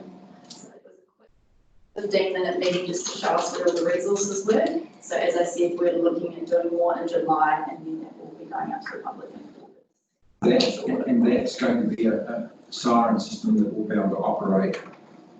One of the problems we have is in Coromandel and places like that, there's some dead areas that just don't hear. And this is why we started, I don't say the council started doing this indoor alert device, which has spent a bit of money on it, and it was looking like it's going to cost another 700 million. And in fact, after I critiqued it a bit, we discovered it was not very good. So in the end, I think we are agreeing something has to be national, but there are some particular areas, and because of, I think I was quoted somewhere, someone from America who does it for this big company in Boston, that does it for the military and municipalities all around the world, said, hey, we've got the system already. So I've now referred them to our council, so hopefully that gets back to the national thing and we can actually have a system that can work. Yeah, my understanding is they don't actually want people to rely on sirens. Concept is heard of siren check first, and so if you hear a siren but haven't felt an earthquake or seen any other signs of an emergency, to check first. But I guess Gary and his team could get some more information. So through the chair, I think it's a briefing, council briefing on the 14th of July, where the topic's going to be discussed, and I think, as Gary said, sirens don't work everywhere, that's part of the issue, and I think it's just my view is it's going to be a bit of a combination of things to try and reach, you know, the majority of the people in the district. It's not one or the other, you know, you cannot rely on one thing, so yeah, so it does need to be it works through, definitely.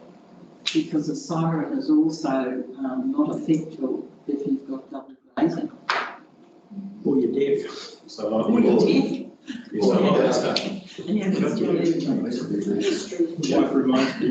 So do we need to change anything here? There's things happening at the national level. Well, the council's considering it on 14 July. Yeah. But what you're doing, I'm sure, is giving feedback. Well, that's you are doing it on behalf of the council. Yeah, well, that's With the camping area. Yeah, but it sits above the formal task. Yeah. Oh, yes. Whatever they do in relation to a siren should be attached to that new transformer from YU, because if there is a power cut, that's the end of our siren. Fire siren's the same.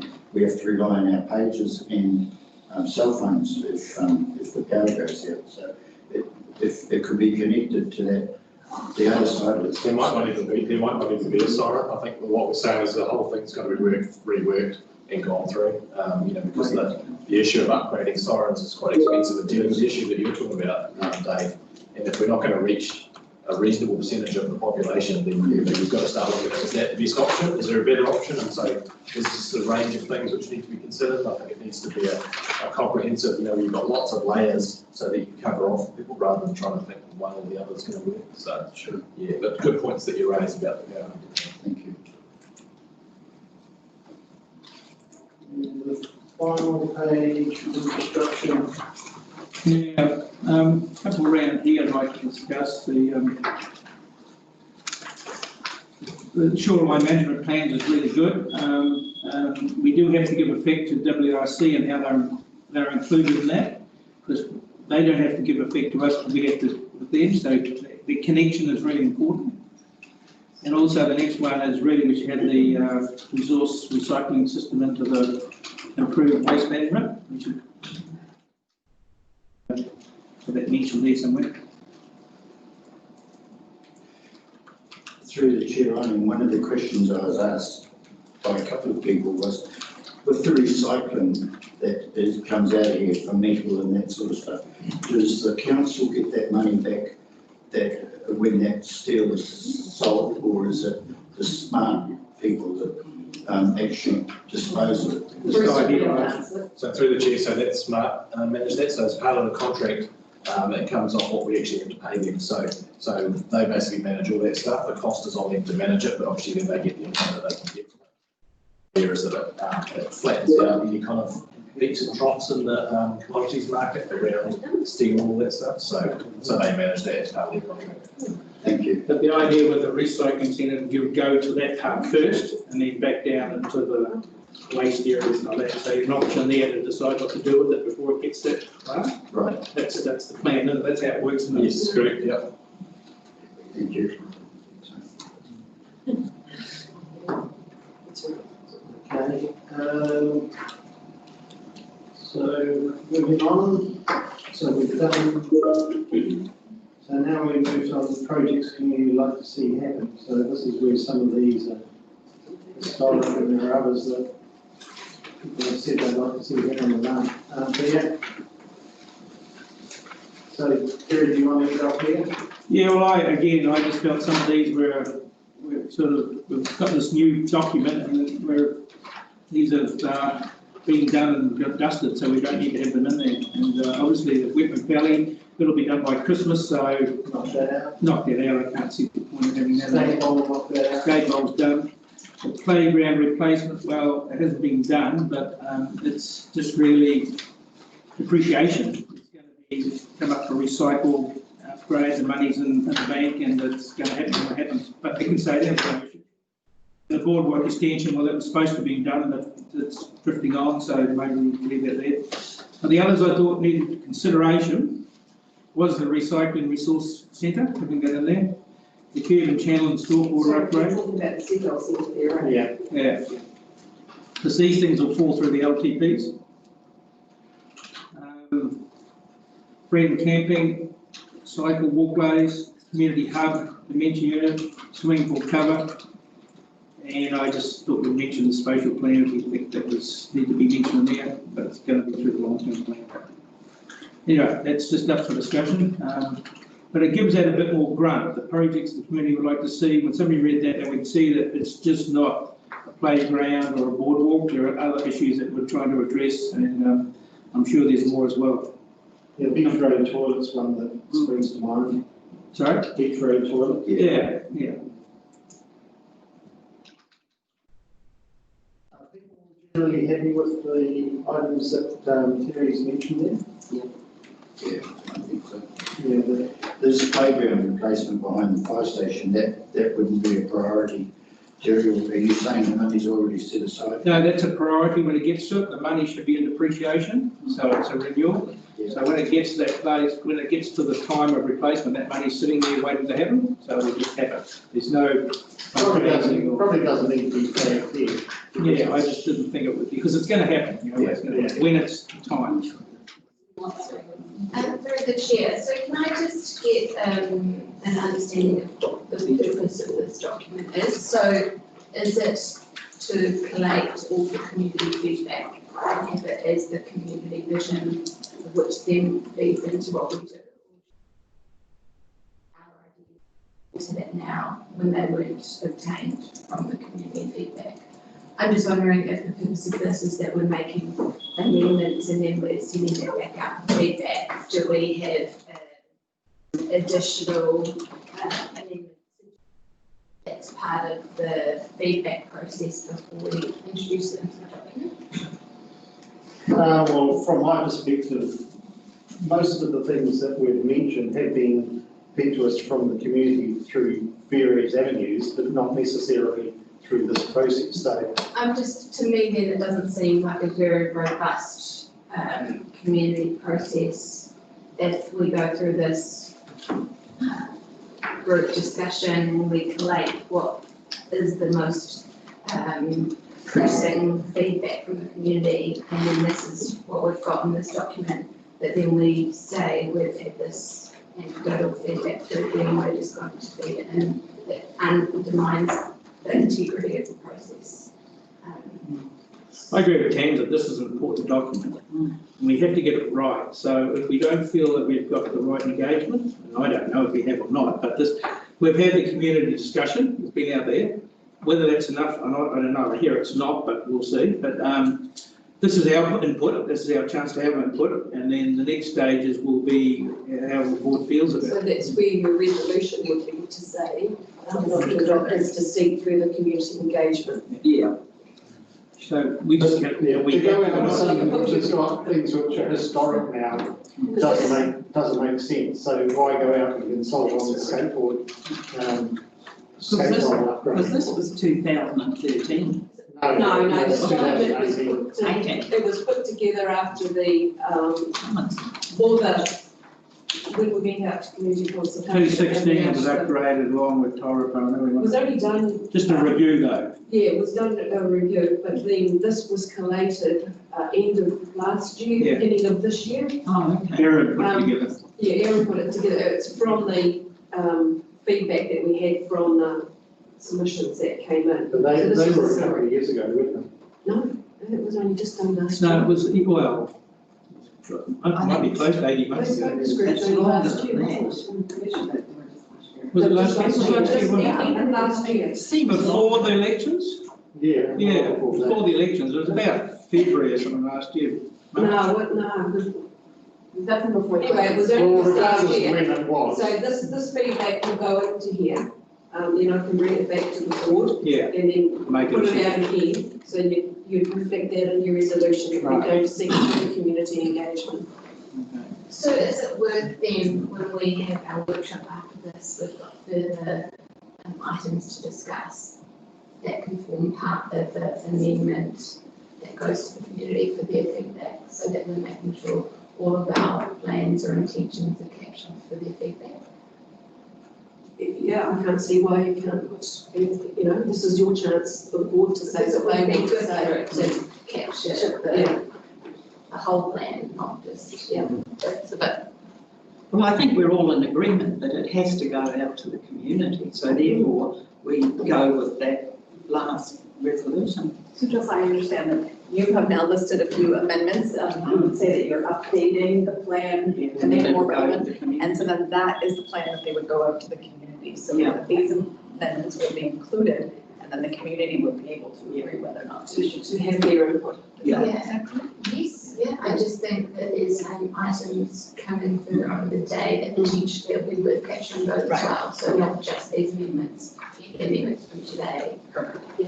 Well, if there are any, I'm relaxed about that. I want it to be as complete as possible, rather than having things missing. So, I'm comfortable with that. We do a good job, it becomes a live document and people look at it. Otherwise it gets shuffled. Then they cover everything. We don't want people saying, oh, this has got 2013 figures in there, what's the point? That's right.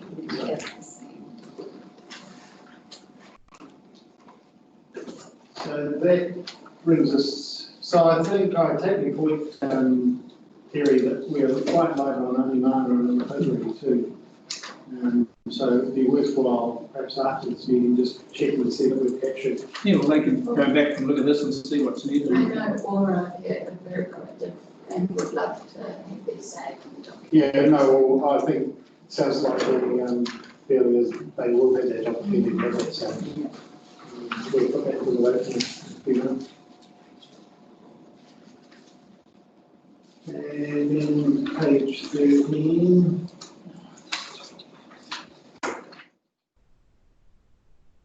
Explains where things fit. So we've got all the different time frames.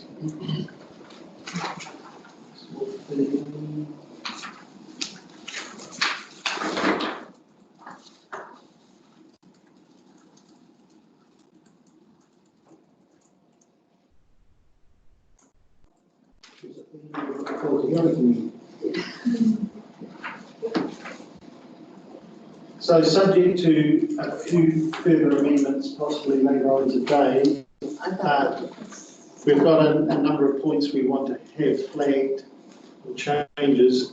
So we've got three resolutions, three options, so move to those. So one is we adopt it as is. Second is that we go back to the focus groups, and third is we go out to the wider community.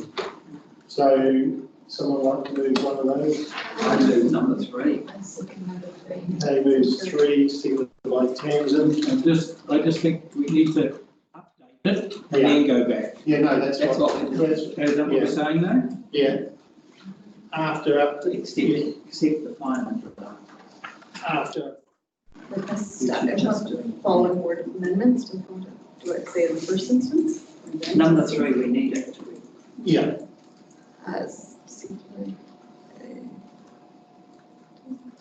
Yeah, 6 urban communication from the wider community. After or following? No, well, number 2 says that. Oh, number 2 says that. Number 2 says make the changes. Oh, right, yeah. And then number 3 says take it out to the community. Okay, all right, gotcha. Wider community, I can mention a final draft. Yeah. If you're more comfortable with Yeah, that. final draft. That's moved by Kay, seconded by Tamsin. Those in favour? Aye. Yes, carried. Okay. Good. Now, Ross would like to, I've been asked if we could deal with 4.1 before we deal with 3.1. People happy to change the order? Yeah. Okay, sure, just have a minute break. So we're going to the Wellington Park platform options. Ross, are you there? I am, yes. Okay, we're just gonna have a 2-minute break. Yep, cool. Is it raining? It's opening 24 hours. It's why winter closed.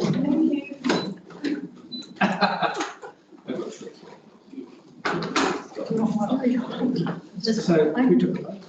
we've shut that down. All right, okay. Were you looking good? Yeah, Stupid stuff. yes.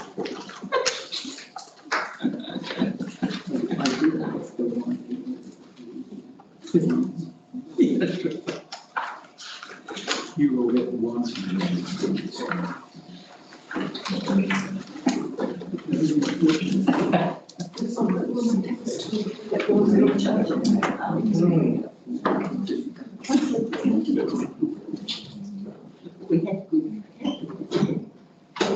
That was good, wasn't it? Yeah, I'm charging. Yeah. It's got the right one, so Mine's not we are where going. Yeah, it's not charging. It's not. I need a new one.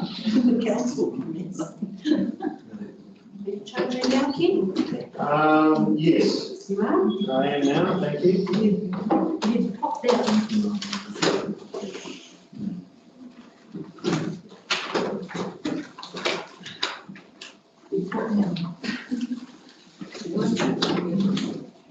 Okay, now we're moving to item 4.1, the platforms options.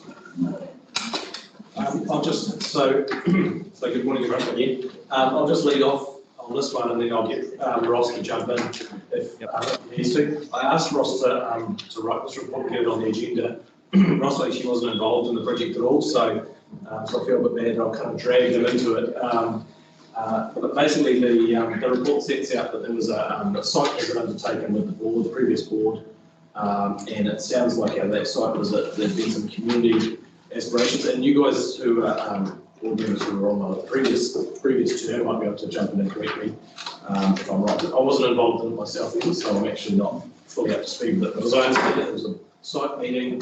The board were looking at things around reserves. There'd been some community wishes around platform or some accessibility access issues. Lou Madwell was involved who is in my team. He's one of the parks and field reps. And it sounds like what happened was that he then organised to get the platform built, and it was built. So is that? Yeah, really, you're right on the button there. Yeah. We did a reserve management plan visit, so we went to all the reserves. And when we were down at Williamson Park, Evelyn was a marriage celebrant. Yeah. And she had completed marriages at different places, and she was looking for a place to do marriages on Williamson Park, outside the park, so it wasn't affecting the activities in there. So it was raised there only.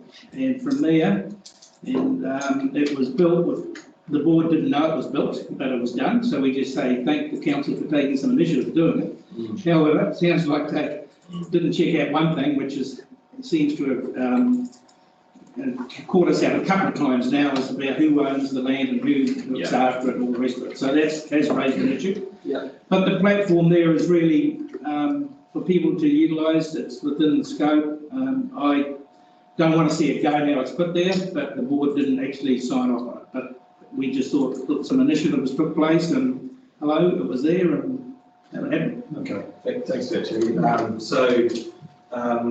So Gary raised some concerns about it as well, and we've had a few emails backwards and forwards around those concerns, and then this is why I said to Ross, could you do a paper for me? We'll get it on the agenda and talk about it. My suggestion, and this is not going to be popular with everyone, is I think the platform should go.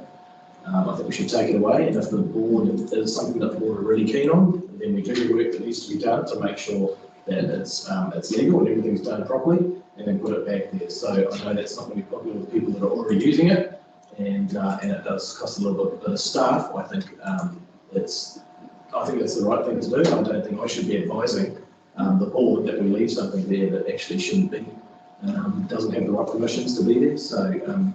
So again, that's probably a very black and white view of it, but I think that's for me, that's the right decision. Yeah, and there's also the point that it's not mentioned in the report, but the council now has it exceeds 10 square metres. Yeah, there's some, I don't know if that's quite as straightforward. No, I only relied on what you told me, that's right. Yeah, I mean, I'm not a building expert, so apologies if I put you wrong on that one, but I don't know if that's probably not the main issue. I think the issue is actually around the legality of the land, dock land and all that kind of stuff. So I think that's the stuff that I'm, and the process, I suppose, how it was constructed, that's what I'm most uncomfortable with. And as you said, that in fact, it was over 1.5 metres high. Yeah. Because an architect friend of mine who's got a place to sit down, further looked at it and said, it's CRAP construction. Yeah. And that clearly, he looked at some measurements, it's been backfilled, so it was over 1.5 in the first place. Yeah, you can do backfill. And of course, the problem is not only the platform, what concerns me more is they cut away the sand dune, which you've got no right to do. Yeah, so they did do some shaping and earthworks for that. Yeah, it was quite major, and I saw a couple of people doing double flips when they saw it, and that's why I sort of thought, well, I better do something. Yeah. I can tell you, because we can almost see it from where we are. It's not used very much. And we're told for wheelchair access, I've seen 2 wheelchairs all the time. Yeah. And people might use it for yoga mainly, and there's hardly anyone ever uses it. Yeah, the other thing I would just, I suppose I just should add in there is, when you were speaking about it before, you said that we go and prosecute someone if they did it privately. It's very, very unlikely we ever prosecute someone for that. We hardly ever prosecute people. So the way we do our enforcement, and I'm not saying this is an excuse, but the way we do our enforcement is a graduated approach. So we really try and work with people. If you get people, say someone had built this and we said this is not allowed, we went and talked to them and said, well, this is not allowed, you need to correct this or remove it. And they said, no, get lost. Then we then might move to enforcement. Sure, but we'll try and work with. But no one asked anything. They just did it, like it hadn't been approved by the community board. Yeah, and I've been told by more than one person I was to keep that ex-board member happy. And that was what was done. I don't know anything about that, but I guess all I'm saying, I'm not going to try and make excuses for anything. All I would say is that, I think, Terry probably captured a little bit as the staff often they want to please the community board, they want to please the community, they want to do a good job, and so they want to be reactive. We get criticised for taking too long to do everything all the time by all the public, and so they want to be reactive and do stuff. And in this instance, they've actually done something, and it wasn't the correct process. And I think, in light of that, that's why my recommendation is that we actually need to take it out and then do things properly if we want to put it back in there. So that's I'll put that on the table as my recommendation. I don't know if Ross wants to add anything in there, hopefully not. No, I think that's covered it. Yep. But just, if I could just ask a question, I understand now from a building consent point of view that you can build up to 30 square metres without a building consent. Yeah. So from that perspective, that's a new thing. It's actually a new thing. Yeah, so if we were going to put it there again, We could do it. then it wouldn't need a building consent. So it looks like the real sticking point is the land and the permission from DOC. It is, because it's not, it's a structure, but it's not a building as such, so there's different rules for different structures, and it has been a lot made easier, and made a lot easier now with that change to the 30 square metres. But you're right, the issues are around the land, so yeah. So there's two options, as I said. One is you're advised to take it away and then decide what to do, or do nothing. The second is to seek retrospective approval from DOC. And have that discussion. If they say take it away, you take it away. If they say no, we'll give you a concession, then it can stay. Yeah, that's an option. That is an option. I guess that I don't favour that option because of the process, the way this happened. And it was all, no one was doing it maliciously, no one was doing anything deliberately wrong. They were trying to do something good and trying to make it work well. And I'm sure the board's view was that as well when they visited the site. So it's not around they were deliberately trying to do something bad. But I think from my side, it's the way it was done. If we look at it now, and it's easy in hindsight, it said it wasn't right and therefore we should take it out. We could leave it there and try and negotiate and get all those approvals and stuff. But those things can take quite a long time, and the last thing I want is it sitting there for ages while we slowly try and work through all these things and get approvals. But again, I'm totally in the board's hands, it's the board's decision, but I'll give you my recommendation. If the platform is consentable, we think it might. It doesn't need consent. No, it doesn't need consent. It was put there not to deprive anybody from anything or to cause, it was put there for the right reasons, the wrong reasons, okay? The process was wrong. The process was wrong. But we didn't know. So the ratepayer's going to pay regardless, whether it's right or wrong, we're going to pay, everybody pays. Yeah.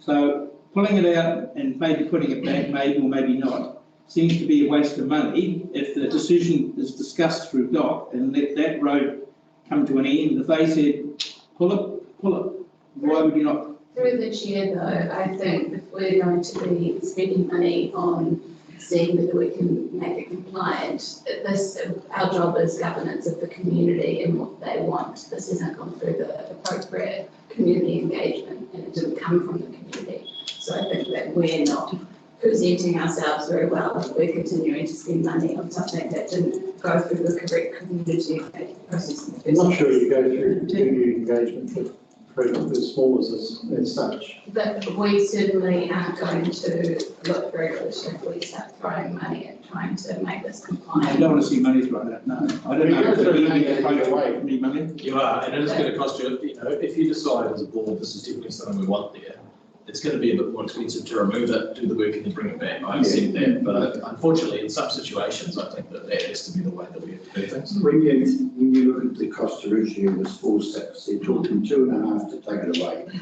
and they're talking 3.1 to make it legal, as far as that's concerned. What about if the actual platform was removed and the post remained until such time as it goes through the process of seeing whether it can be legalised?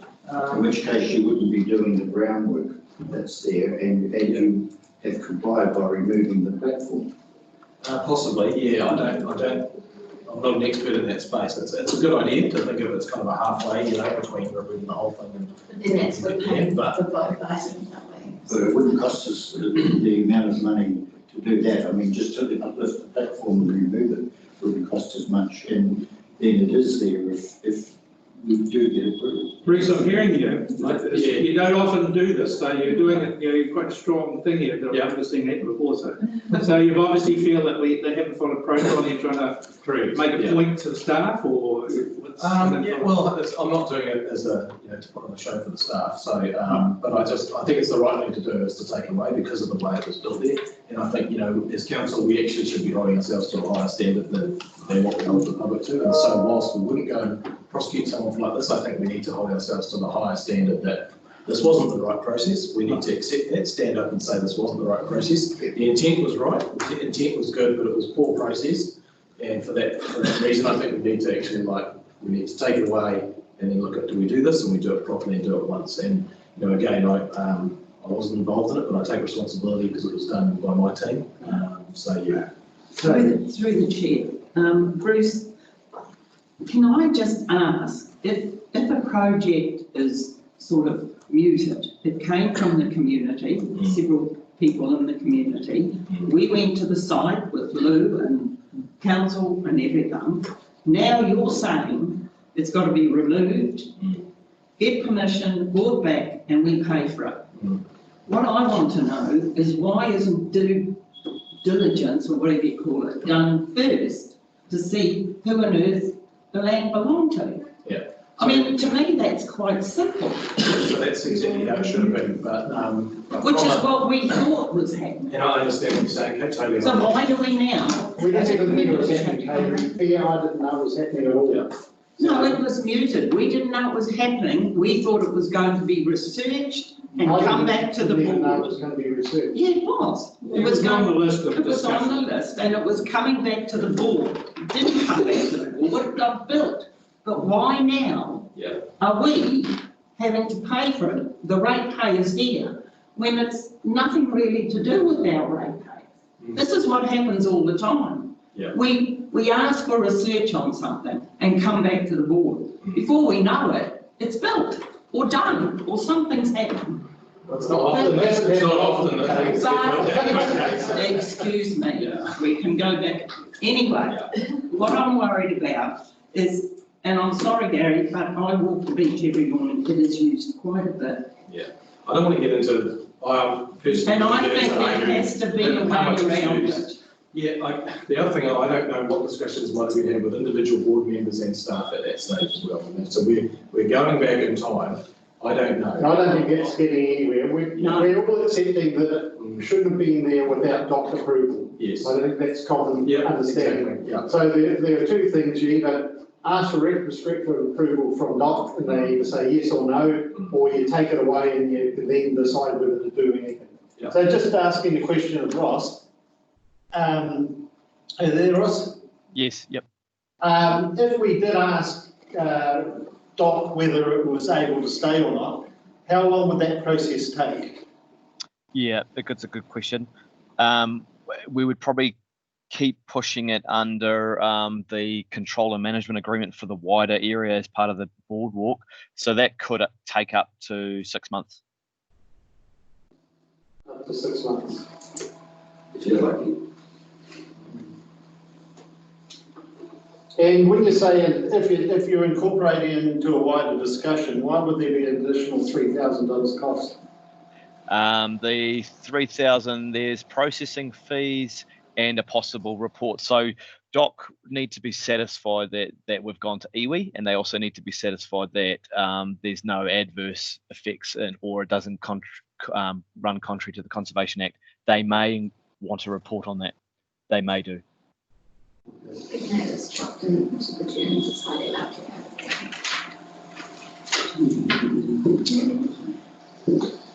Okay, so we've got two clear choices. Nothing's ever that clear. No. It stays or it goes. Not saying anything else. Well, any comment? Well, nothing more than what I've already said. I've probably talked too much already, but yeah, I've given you what my recommendation is, and I know that's not an easy recommendation. I know it's not an easy thing, you know, for me just to throw that out there. And it's costing us. It is costing us more money. So I hear okay. I take that seriously, but again, I take it more seriously that we need to make sure we're following a good process, and we did it, and we need to stand up, accept that, and make that change. I will move that we remove the platform.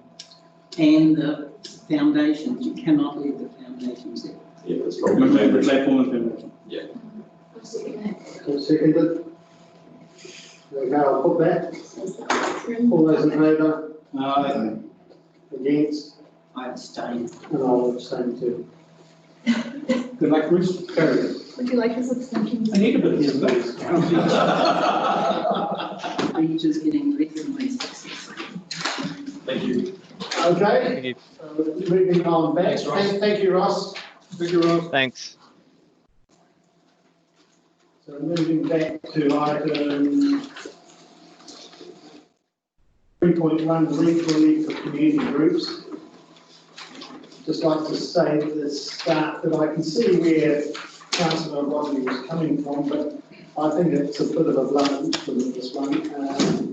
There hasn't been any demonstration of all of these community groups are struggling as a result of COVID. Some of them probably are, but others may not be. I would prefer any relief is more targeted and that we do it through the community grants rather than just doing it.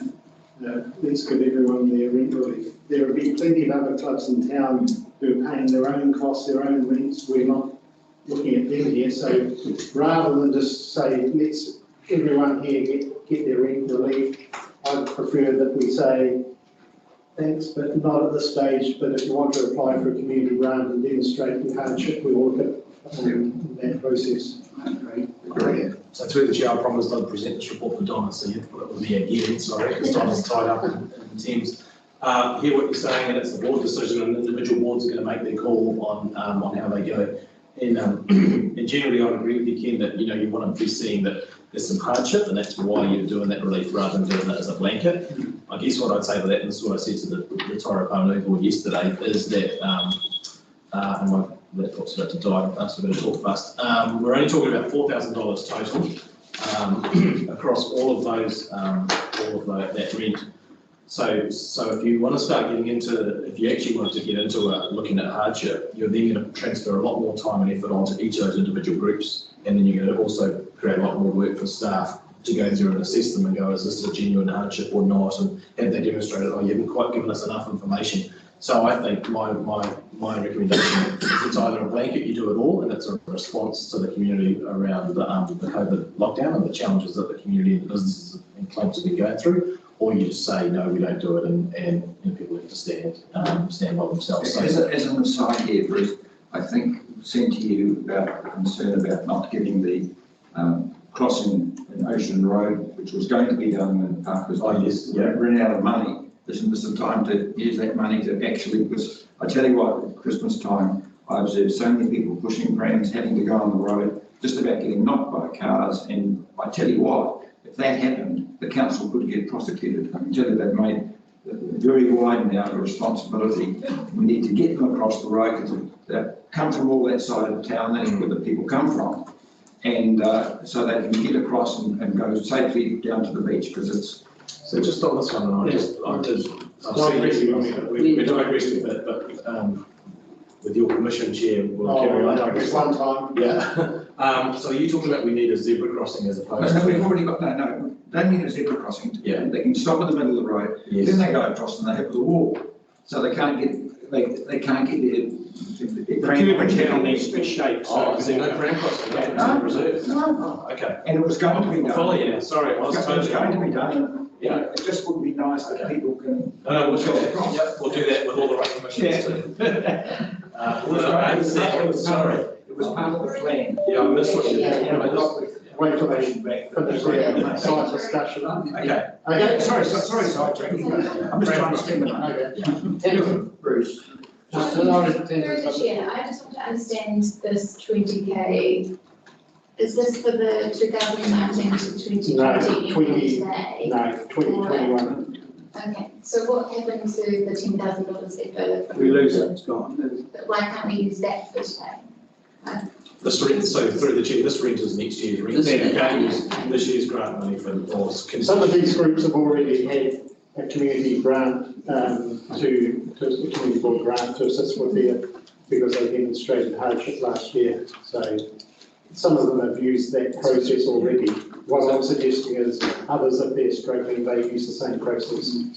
Through the chair, I'd just like to go with Ken, because I mean, we're only talking 4,000. You cannot give rent relief to the Ocean Sports Club. Right.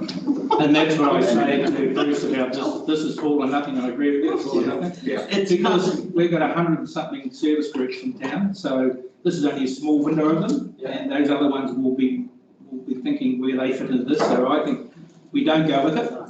Let those allocations or those applications, they normally come through in 1st July for funding assistance, and we deal with them. Because the Ocean Sports Club here would be embarrassing. And the golf course. We decline, but the groups are encouraged to apply for a community grant if they feel that they've been adversely impacted by COVID or something along those lines. That's a good way. So I'll move that, seconded by Kay.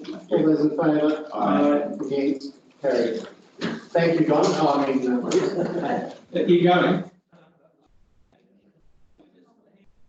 In terms of 10 grand left over, we've got this issue at Island View. Can we donate some money to that? Can we use that money? Well, we've got sort of 12 hours to spend it. It goes, if you don't spend it, it goes into the. I vote we put it. Anyway, we'll discuss it. It's a workshop. You got it in the workshop. If it's in retained earnings, you can go for an hour of signing budget request. Oh, so such a quick way. Can't we defer it to the Island View? So where are we up to? What time's your meeting, Kerry? I think it's 1 o'clock, isn't it? No, no. Oh, sorry, it is at 1 o'clock. Yeah. And lunch is scheduled to come here at 12:30, so you're well fed before your meeting. Yeah. Okay, so we'll do members' reports. So start, Thames, would you like to kick off? Sure. So just as a bit of catch up, spent a few hours out at Quarterly with some of the members of Quarterly Ratepayers Association. So they've just said their main need that they would like from us is working with them around improved signage for compliance. And they have many ideas around how they could improve the signage to positively tell the message a lot more, similar to what we've done with the island signage. So just that there is such an amazing story, so potentially if that story was told better, then people would comply more. Also, just had another catch up with both Whangamata Area School and Portuguese School, just about where they see the need from the community board. They've said to them that they would like to see help with covering the courts, that they see that as to be the way that they could increase their facilities the most. Apparently something's been done in Thames with the local school, but I wasn't sure what ability we had, if any, to do something on school property, but said that I would raise that with. No, it's private, it's basically private property, so the Ministry of Education, they need to work through Ministry of Education. So how does that work with the swimming pool? Because that's also there, probably that they lease, isn't it? We've got a service level agreement. Yeah, so is there no provision to do it from a service level agreement through the courts? No, because they're not for public use. Right. You're talking about their netball courts? Yeah. Well, they could be for public use. Yeah, So they are used by all the community groups, yeah. they are used. Yeah, I know, but they're through the permission of the school. But yeah, I mean, like the other schools have actually fundraised and gone through the ministry to get their courts. Yeah. We'll upgrade our own facilities, but yeah, we won't upgrade basically private property. Yeah. Maybe that's support in the community board and fundraising initiative for how they see. Yeah. Yeah. The board can provide means of support so that they can use that to go with external funding. Okay. And also, they just would love an update on the community hub. So their biggest focus around community engagement is that community hub facility. I'm not too sure where that is. We want an update on that too. Okay, that's their reason. Oh, we're going to talk about that. Sorry, what? Sorry? Community hub. Oh, yes, I've got it here. Yeah. And I think that's about it. Thank you. Dave. I've got nothing on the senior citizens. I was unable to attend their last meeting, which was their AGM. But in relation to the Senior net? Is it senior net? senior, yeah, that's, I haven't been able to do that one there. In relation to the community control, I've got an AGM that I'm attending next week. So I'll give a report on that after that, but they're going to provide us with some hours of patrol and what incidents have been attended, so I can present it to the next one, so it'll come after that one. Just as an aside, something else has been involved with through Menshire is the sensory garden at the Moana House.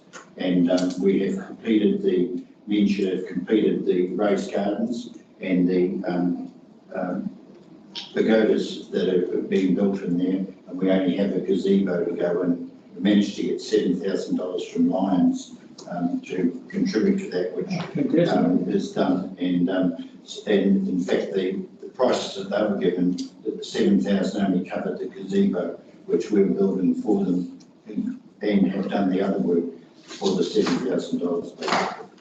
So that is hoped to be completed in the near future. The timber's been purchased this week for the gazebo. We'll build it at the men shed, deconstruct it and take it to site and put it up there.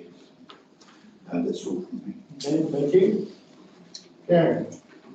Well, I take an immense interest in Whangamata and what's happening around the area. I have, as Terry, been very involved with the council, dealing with rates and other issues with that. And as Terry knows, there are lots of things still happening. And I'll just say that I perhaps have been pretty forceful in trying to make sure the process happens. Thank you. Terry. Yes, Brett. Yeah, just a couple of updates. I just want to talk quickly about COVID-19 and the borders that will take time to open, and we seem to be ahead of the world, but economic pain will start to happen soon. And I think next year will be a hard year for the country when the government support packages stop. And so the focus, I say, is to shop local, buy local and use local contractors. And I'd like to think the board supports that and trying to use the local people to stimulate the economy. Annual plan review, we've had some pretty crunching times through this 517 page of submissions. We've had that meeting, we've drilled down on some costs, and today at 1 o'clock we will look to adopt the annual plan for 2021, which has been quite reduced from the original plan. A few projects have gone, a few projects have been deferred. So we've got to make sure our OPEX is working right and the management of our debt. The long-term plan starts, well, it's starting, but we've got 2 council meeting workshops on Thursday and Friday this week, and more to follow. And into July, they'll be looking for community boards' long-term plan dream lists. And we can start that and get the community's input. So make sure you talk to your working groups and things like that and get what they want in their future. I've had quite a few come out of the bowling club and the tennis club and a few other clubs around the area. So that'll be a big process and one we've got to really drill down going forward. The NZTA issues I raised before, but just quickly again, Tony Fox sits on one of those working groups and is prepared to take a list of those actions along to them, so we can push that issue through there directly to the table. Council community board representations coming up and how we made up and who's who and how it works, so something to really discuss there. Do we have community boards or don't we? How many councillors do we need, etc. Will all be up for discussion. Including the name of each of the wards? Of course. Absolutely. Enterprise Whangamata, I missed their meeting due to another meeting, but I'm going to catch up with the chair tomorrow and have a chat with them. They're working on the signs for town and they're trying to get some lighting on them so that they can be seen at night. So we're just trying to understand that, and I think figure out where Humphrey is. I know he's sitting somewhere, but where is he? He's down at the reserve at Martin and Lindsay. Is he? Yeah. So he needs a paint job or something, doesn't he? He's down at the council depot, Enterprise Whangamata. We're going to refurbish them, make them safe. Right. Fill up his hole so that nobody. Foam it up, yeah, going to foam it. Yeah, and it's all fiberglass with sharp bits, so it all has to come back to health and safety. So it's drifted a little bit. Is it money or is it just waiting for volunteer help? What do you know? I'm not sure. It's Lions just- gave extra money to finish it off now. Yeah. Because they were short of it, so they approved for it. Right. And it was going to go to Whangamata, Woodworks. sorry? Woodworks, was it? Woodworks. Yeah. They were going to do that and finish it off, but Okay. we gave, was it 4,000 or 5,000? Around that, Around that figure for it to be completed, so why it's sitting there at the moment, I don't know. We finished the structure that, at Minshed with the welding and everything like that to make it secure. So all that's done, and yes, it has to be filled, they're looking at filling it with that expandable foam. Yeah. So that it'll Don't catch complete cold in there. the void, yeah. So the concrete pads down there on Featherington Road, is already full to go there. Okay, I'll ask the EW how they're going and get this pushed along, so it'll be great to have in place for the summer for sure. Okay, and the last one is the community hub. The OPEX financials have been done by the working groups. Thank you for that. And they've gone to council, to Donna to look over, and if they get the tick, we'll look to come back and present to council for adoption in the future. So just keep up with that. So that's me. Thank you. Okay. I haven't got a lot to report other than I've been to a library meeting, and also we have completed our 9 months at the information centre. So at 3 o'clock today we'll hand over the keys, and we've had a lot of fun. A lot of heartache, a lot of headaches, but we've had a lot of fun. And hopefully Richard. Well done, Dave. Well done, yeah. I went to had a little wine with them and they had their farewell, and the paper was there for a photo, so, but congratulations, I think, from the board to you and your volunteers for the stepping up. The whole community. Filling a gap. That period. It was a challenge. You're good for a challenge. Well, not a lot for me. I went to the opening of the skate bowl of Terry and came in there too. The mayor came over and opened, and one of the young lads cut the ribbon. So that was good. And the only other thing just to mention is we had some discussions with someone who's wanting to put on events at the skate park over the summer period, which I've referred on to Kirsten, and Kirsten is now engaging in those discussions. So it'd be quite good to have some competitions or events. I think he was looking to sponsor them over that period. So we'll probably get some more. And I think the police are also looking. Yeah, just actually got an email back from the youth aid officer. So yeah, ask Kirsten to put the two in touch, because Melissa Whiteman from the youth aid officer approached me about doing the same thing, doing it through the police blue light. So yeah, Kirsten's putting the two in touch so that they can work together and get sponsorship, etc. So just through the chair, the fencing and the seating, is that going to be done before Christmas? There's fencing to go on one side. Yeah. They were talking about doing some seating either side. I'm not sure. Is it a money thing, or is there? Yes. I'm not sure. It's Ross's project, so I'm not sure if he's still there or not. No. I can find out for you. Yeah, because I don't know if we can drag some money to help that get finished, because that's quite important, I think. Little kids will not fall in the bowl, but having people sit around, it's a great facility, it really is. And finishing off will be good. Okay, we'll now move on to, do we need to move those reports to be? Yes, please. Okay, so we'll move that I'll on. move that be accepted. Seconded by Dave. Those in favour? Aye. Against? Okay. And item 5.2, the action schedule for the board. Anything there people want to discuss? Some of them are closed, some of them are ongoing.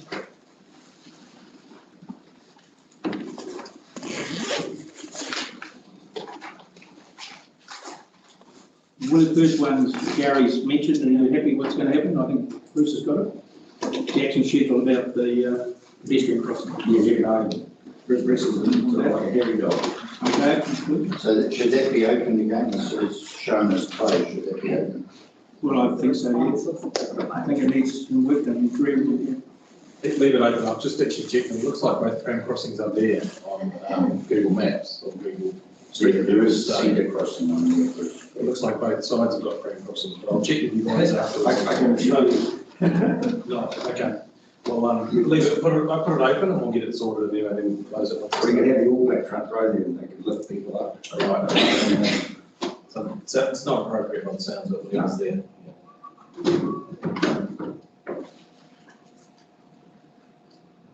Okay, so there's nothing else people want to discuss? Okay, someone like to move that we receive the action schedule? Moved by Tenson, seconded by Kay, all those in favour? Right. Against? Carried. Right, now we move to public excluded. Stop the recording. It just Thank takes a you, few members of the public. minutes. Thank you.